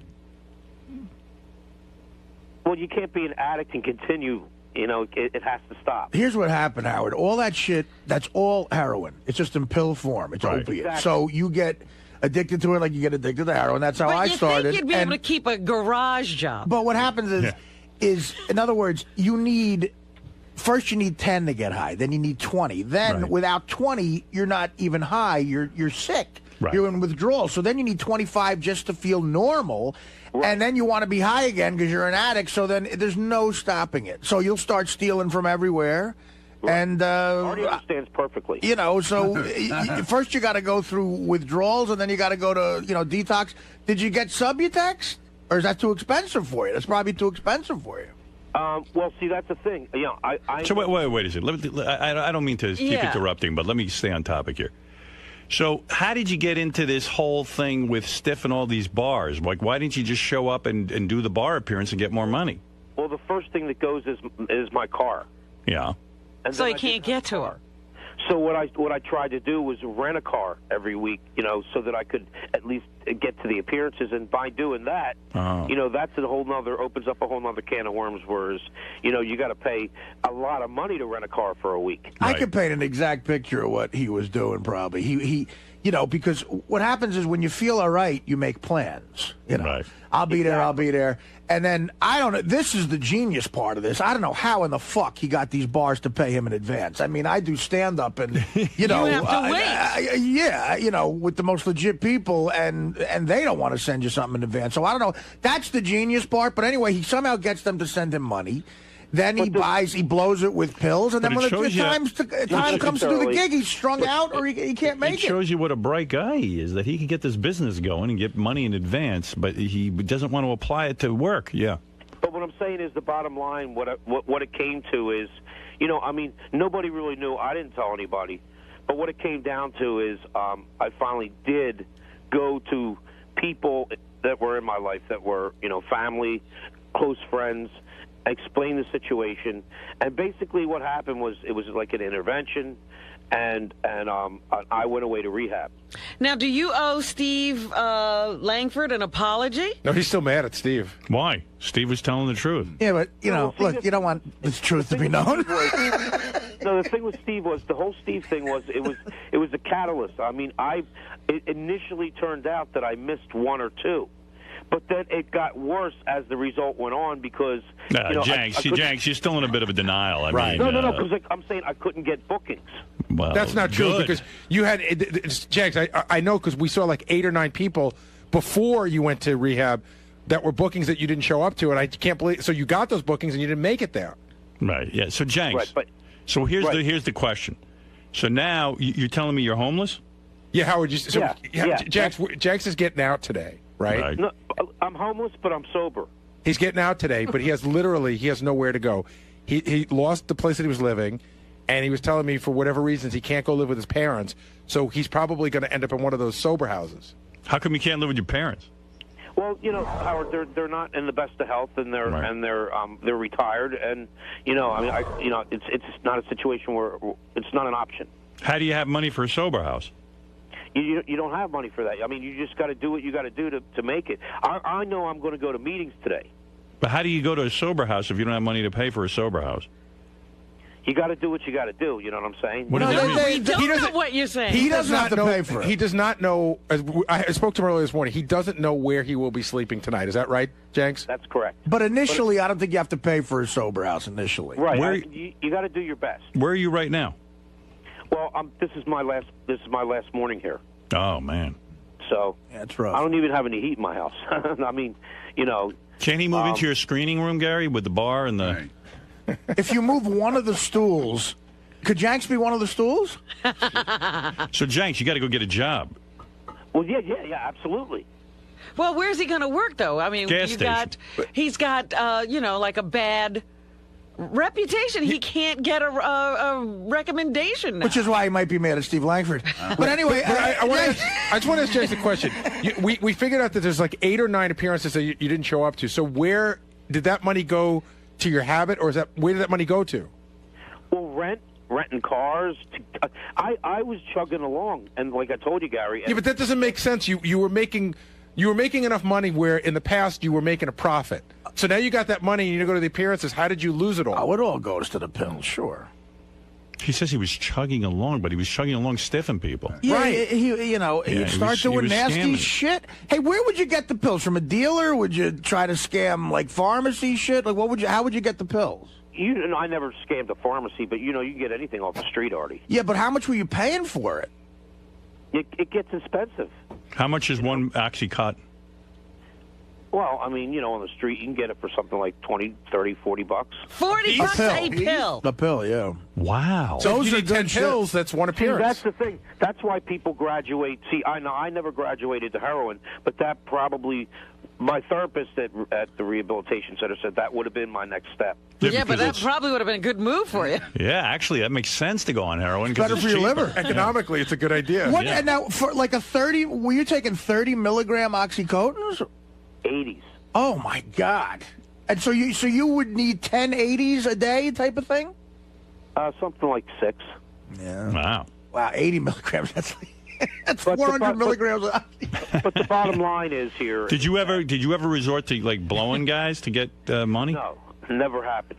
Good. All right. But the Because you're bottom the right line size for here is that I just wanted to, I clean myself up and sober up, and what I'm doing now is just trying to get myself back on my feet. All right, good. And I want everybody to know that I had appearances with. I'll do the appearances. I'll do whatever I got to do to make it up. You will honor your appearances. It was never my intention to not show up. You're a good man, Jenks. I'm pulling for you. I'm just doing my best to get everything back on my feet again. Yeah, it's All bad. right. All right. Prescription pills are bad shit. It's just I go to meetings all the time and stuff like that. And Well, I had no idea you were struggling with this, but I am very, very... Nobody did. I'm very, very happy to hear from you because I was worried about you, and I'm glad that you're straightening out your life. All right? Thanks. All right, Jenks, I may have Keep to... it on the straight and narrow. Yeah, Jenks, I may have to call a station and say that you're dead and see if they'll report it. Like you did with me, because now it looks like you have the same problem, don't you? They have the death pull on me. Jenks is a good I guy. can relate what you were going through by listening to, you know what I'm saying? Well, thank you for relating to it back then by calling a news station and saying I'm dead. I never did that. It sounds to me like Jenks has hit rock bottom. This is what they call it, Howard. Yes, when you've lost everything, that's a bottom. No. Blowing a guy. That's going to be rock bottom. And he says he hasn't done that. With Jenks, now he's going to be on the comeback trail. I hope when he hits the heights again, when he's on top like he used to be. When Doesn't he was working, need to celebrate. When he was working at the gas station and making these bar appearances, I hope when he hits the heights again, he doesn't let this get to his head. Because remember... There was never a gas station. Oh, really? What did you do? See, well, the thing is any place that I worked didn't want me to come out and say that, who I was. Right. Oh. So they say if you it would be a situation where if you ever say where you work on the show, then you're going to lose your job by the next day. Oh, so you didn't work at it yet. So I would say that just so that I wouldn't, lose my job. So but what was your profession? Well, I basically did any jobs that were around. Yeah, so... Yeah, but okay. you're indicating that you were employed steadily by someone because they got mad at you. Who was that person? I mean, No. I What, just want what to know type what of he what did. type of were you a school principal? What was your real occupation? Actually, at one time I worked for I don't even know if I should say this. I worked for U.S. Healthcare. Oh. And I was basically told if you ever say I was called into the office of like the president of the company, and I didn't know why. And he said, if you ever say where you work, then that's it. I'll tell you how brilliant this guy is. You see, here's a guy. He won't tell us what he does. He's No, still not having this is what done. he worked for the CIA, obviously. One of the things that is that's the what I'm reason thinking. I got to tell you how brilliant this guy is. Here's a guy that used to, he'd get through to every major news organization and make these phony phone calls. He was the night Bob Hope died. Who was on CNN as his longtime writer? Oh, I love that call. Captain Jenks. That's Yeah. one of his best. And it shows you he's a genius. I've said for years.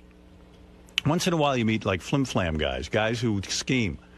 They can never have a straight job. If And they they're did, brilliant. They're brilliant. Criminal mind. Now, I'm not saying that Jenks is a criminal. But he's one of these guys. He's so brilliant with these phony phone calls and things. And The way he would set it up, sometimes he'd have multiple phone calls, Right. all kinds of things. And I got to figure there's a place for this guy if he could just straighten his life out because he's a bright guy. There is a place. It's called the Sober House. Well, all right. Well, you know what I mean. After I the really sober would house. love to know what he did, like what kind of skills he has, but he won't. What kind of what? No skills. Skills. He doesn't have any skills. You thought his skills are phony phone calls. He's a con man. Hey, Jenks, did you go through withdrawals on your own? You just got through it on your own? Yeah, well, when you go through rehab, what they do is they kind of wean you off over the day. Oh, so you had medication. Process. Yeah, he had medication. And I've even considered methadone clinics and stuff like that. But then you also have to figure if you do that, then you're just substituting one drug for another. No, you get addicted to methadone. Right. So I'm trying to do it just with nothing at all, and just go to the meetings, and the meetings help. I'll tell you what, Jenks, to get you back on your feet, I'm going to give you $500 cash courtesy of Sex Drive on DVD. It's ruder, cruder, and nuder Then what? than anything. Oh. Own the unrated cream-filled edition of Sex Drive on DVD and Blu-ray tomorrow. As a matter of fact, I've seen Sex Drive. It's a funny movie. Yeah? Yeah, I watched it, and the And the unrated version is real good because just in the middle of the movie, they just have naked chicks walking around. Like you'll be in the middle of a scene. It doesn't have anything to do with the scene? Nothing. And just all of a sudden, there's a naked girl waving. Just they cut it in. I love that. Oh, my goodness. It's like if they put Spider-Man in every movie just so you could say hi to you. Anyway, okay, Captain Jenks, here's $500 for you. I appreciate that. All right, you're welcome. And if I had an address for you to send it to, that'd be great.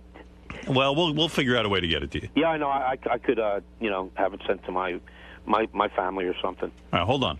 He would appreciate a wire. So Gary, are you surprised by Captain Jenks' revelation today that he's been on drugs? No, I knew there was something wrong when I spoke to him like 3 or 4 weeks ago, maybe like a month ago. I told Howard he's all agitated and was just acting weird, and I thought there was something wrong with him then. I didn't know it was drugs, but I had a suspicion that it might be. Now, are there be any repercussions because he's using the Howard Stern show's name by getting these gigs? Well, is Howard going to cut him off or anything? I don't. But we don't have him on in the sense that he doesn't even get to come on the show and plug. True. He hasn't plugged anything on the show in over 2 years, so he sort of does his own thing. I'm not happy about the fact because I think that people who work hard and have a business shouldn't lose money to a guy who's doing it in the name of the show, but I really have no real control over him, so he'll have to regain everybody's trust and see if he can go back to doing it again. But, we'll probably have him back on the show, have him in, and he can explain exactly what was going on, and then Howard could decide what to do from there. Listen, we're reporting the story, but the Stern Show was initially contacted by bar owners. We then got contacted by a lot of bar owners. And the story is really in response to all these people who claim that they were hoodwinked and that Captain Jenks took the money and did not show up for these appearances. Now, as you remember, a month and a half ago, Captain Jenks was on the air on the Stern Show saying, Langford's lying. This isn't true. How dare he? Well, again, if we go in that studio with a news story, it's solid. You can bank on it. You had your facts. Yes. We don't go in there unless we have our facts. Lisa G., speaking of her, here she is with some headlines, and then I have to get to about a million things. Howard 100 News spoke to Sam Simon over the break, who was with Artie Lang in Las Vegas on a taping of Sam's new TV show for the Playboy channel called Sam's Games. I fit a lot of Vegas into 40 hours. Oh, did you? Yeah, I didn't fall off the wagon. No, but no drinking. I shacked up with a broad and I gambled quite a bit. Did you drink? Now, is this a paid girl? No. This is actually a girl. Well, it's a girl who used to be paid. She doesn't charge you anymore? I'll tell she sees a future with you? I might be falling in love with a hooker. Is that true? I really do enjoy this girl's company. But wow. You know what? I'm going to tell you something. She's a real person. I'm going to tell you something. A lot of people think whores aren't real people. Can I tell you something? I know a couple of very famous people. I've heard about this. Yeah. And I've met them. Who have gorgeous wives. Right. Who supposedly they were call girls. And and girls that you would high priced. I know escorts. I know a couple of names of celebrities that would blow your mind. Yeah, chicks. You too, right? Really? No, girls who work call girls. I don't know if they're married. You're right. They're celebrities in their own right now. Right. And and what I'm telling you is, I know of guys who are famous who have hot wives. Right. They married their call girl, their escort. Right. What they do is they sort of clean up their background. They don't, they don't ever mention it. They get the police records. Well, I fucked that over already. Yeah, you fucked that up. But the fact of the matter is, it's not the most unheard of thing. I don't think it's happening. She has kids, and she lives in all the way across the country. But I do it. Listen, but you want a family. I care for this. You girl. tell me you don't have to pay her at all. Did you give her gifts? No, do you ever say to her? I don't have to do anything. No. But do you end up giving her something anyway? Not this time. Right. I was down money, but if I win money, I'll give her something like a dealer. Right, a tip, like a blackjack good luck dealer. tip. No, I never cash anymore. That's a little gauche.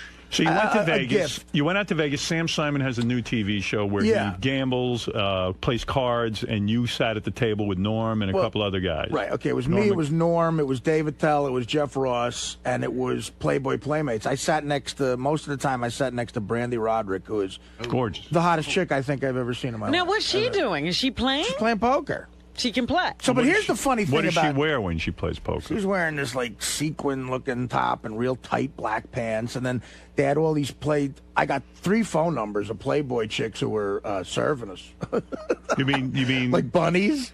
And you were able to get their phone numbers? Oh yeah, texted them and everything. I got a gig. He's a big star on the show. I got a gig at the Hard Rock Cafe in Vegas, June 27th, and 3 of them are coming. It's a slam dunk. Do you think really? Do you think It's a they're interested in slam dunk. sex? What do you mean? I know. Well, a couple of them, it's a slam dunk. Are these girls who appeared in Playboy magazine in the pages? They're bunnies. They served us food. I don't know. So they're yeah, a bunnies. couple of them did. But they were in the magazine. Yeah, That's yeah, high level right. printing. Yes. I mean, you're talking. This one might be the hottest chick I've ever seen in my life. This girl from Michigan. And you got her number, and maybe there's Yeah. She's very sweet. All right. So you go to the TV show taping. You play cards for what, charity? And Ralph was there too. Ralph is there. Okay, Ralph. So Ralph, I don't know. At the table? Look, I don't know I don't know the details. Okay. How does Ralph end up? I was told that Sam flew Ralph out first class. Wow. Gave him, and now we stayed at the Palms, which is a beautiful hotel. The Palms has a brand new tower that is all just luxury. It's not, not a casino. You know, at the Hard Rock sometimes you could hear the casino going on all night. Yeah. This is for people who don't want to hear all that shit. So they put Norm and Attell and myself and Ralph up in these huge suites. I had a view of the whole city. It was gorgeous. Right. And Ralph had a nice suite as well. Ralph told me he had the same suite I had. Wow. And he got flown out there first class, and he was there all week. And he was playing in the game like it was celebrity. It was all comedians. And Ralph. Playboy, centerfolds, and Ralph was there. I mean, Now, does Ralph sit at the table, and is he part of the taping of the TV show? So he is a celebrity. Yeah. Yeah, all right. And he's billed as Ralph from the Howard Stern show? He's billed as Ralph Sorrell. That's what I saw on my thing. All right, okay. So here's the funny thing about Sam. Now, we're playing on the Playboy channel. Okay. Okay, so it's a TV show. And all of us, like I said, exactly what you just said. It's for charity, right? Or whatever, or just for fun and stuff. Dave Attell thought that too. Sure. So at the end of one round of play, I wasn't here for this round. Attell lost $1,000 or whatever. Okay. So at the end, some guy comes up to Attell and says, "So you owe Sam $1,000." What? Wait a minute. Are you serious? You're doing Sam a favor. You're doing his TV show. Right, but if you lose money to him, he could lose money to you, and you could lose money to him. But Sam is billed as a professional poker player, as is Norm Macdonald. Right. So there would be an advantage there. And there's also professional, but Jennifer Tilly played too. And she's a pro. And her husband, Phil, this guy who's a pro. You mean to tell me Dave loses $1,000 and they say you owe Sam $1,000? It gets so much better. Okay. So the next day, now I'm playing with Attell, okay? Yeah. And Attell goes, "Did you know this isn't for charity? Like I owe Sam $1,000." and I went, you know what? Knowing Sam, that doesn't surprise me, but I would have had to been told that it's for charity. Yeah. Because they give you $500 to start. Okay. That's your money. Right.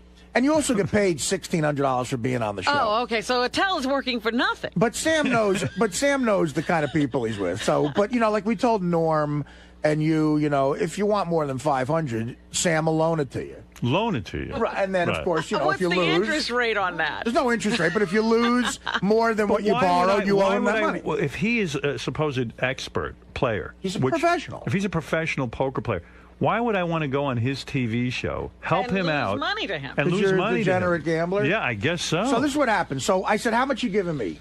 $500. I said, "Well, I need way more than that." Sure. I said, "Give me $5,000." So the guy immediately, like a loan shark, goes, "Absolutely."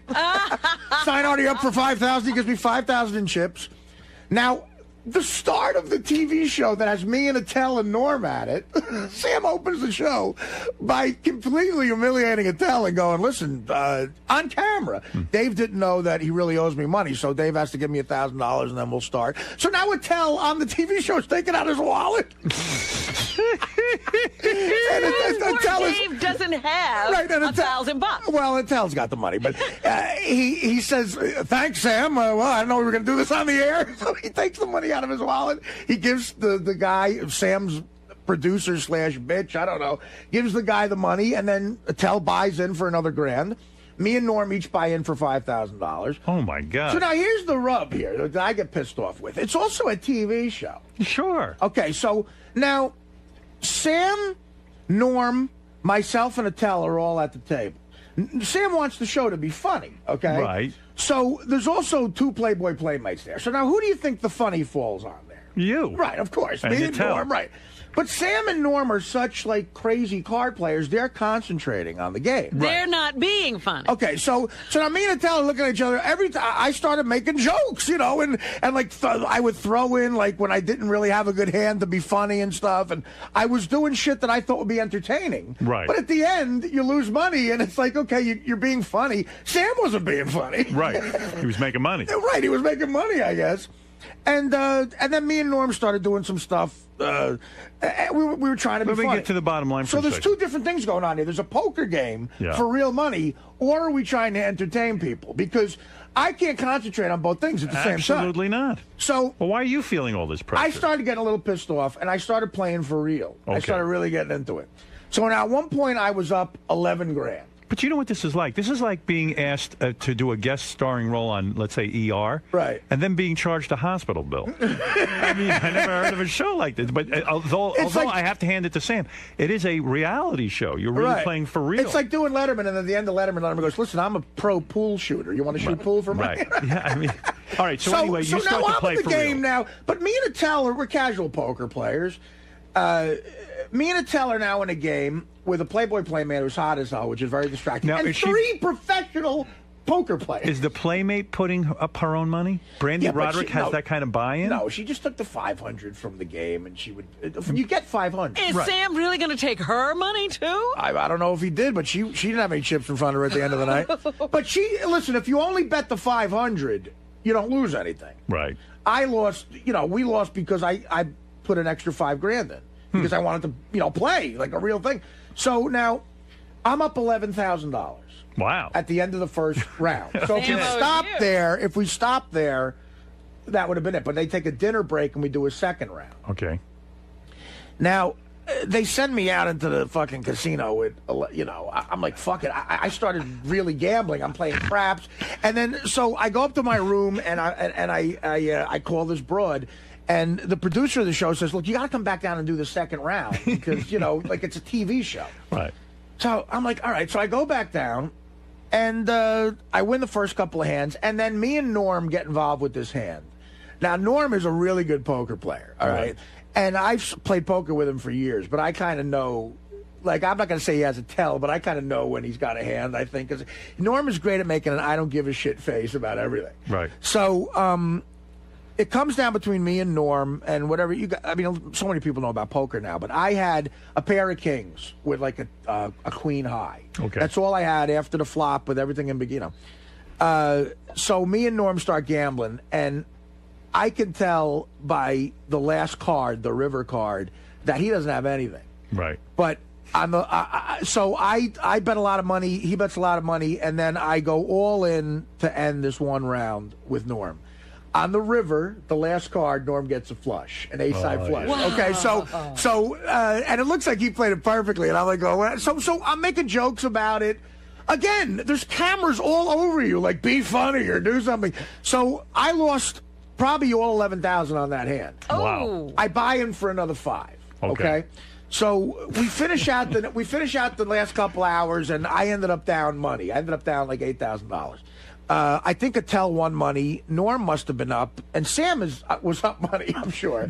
But the second round, Jennifer Tilly stayed. Me and Jennifer Tilly did a movie together. So the whole time we're telling stories about. Well, can the you movie. leave the game? Let's say you're winning and you say like a real poker game. I want to leave. Not until I you want to finish take taping. my money and go. But what if you're losing and look, Brandy Roderick Then has you to can keep go buying out. in? They have people that just, the first Playmate dropped out in 10 seconds. Right. She lost her money. Okay. And then Brandy sat down, so she was Right. sitting right next to me.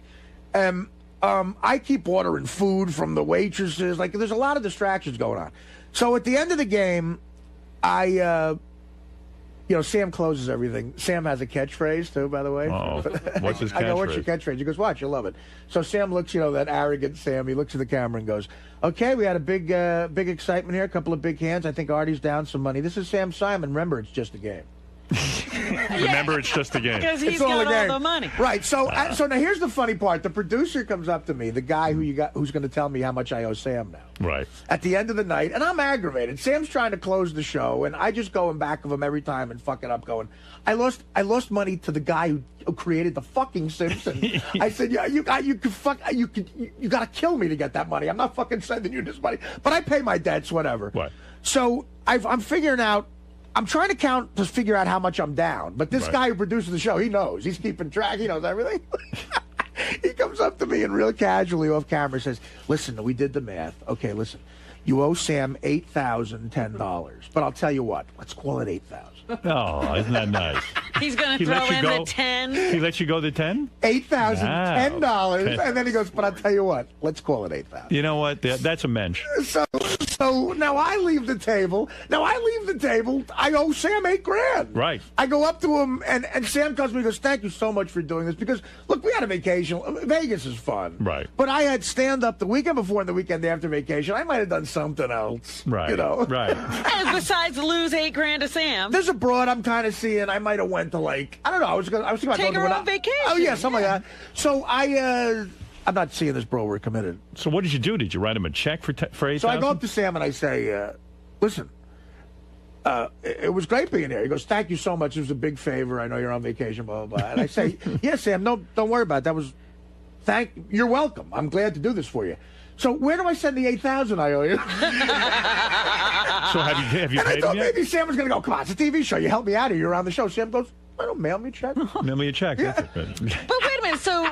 What a story. I want to know if Ralph loses money if he's got to pay Sam. If that fucker ain't paying Sam, I ain't paying Sam. Yeah, because How's you that fucking sound? you don't get the $1,600. No, I do. They send me that's union shit. Then you have to send it right back. Well, no, I get a check like if I appeared on a TV show, that gets sent to my accountant, the $1,600. But I got to send him my own personal money, 8 G's to Sam. That's what I'm saying. You worked for nothing. Dominic, you're Worked for on the air. What's nothing. up? It cost me 6 G's. Dominic I Barber. don't get something, Artie.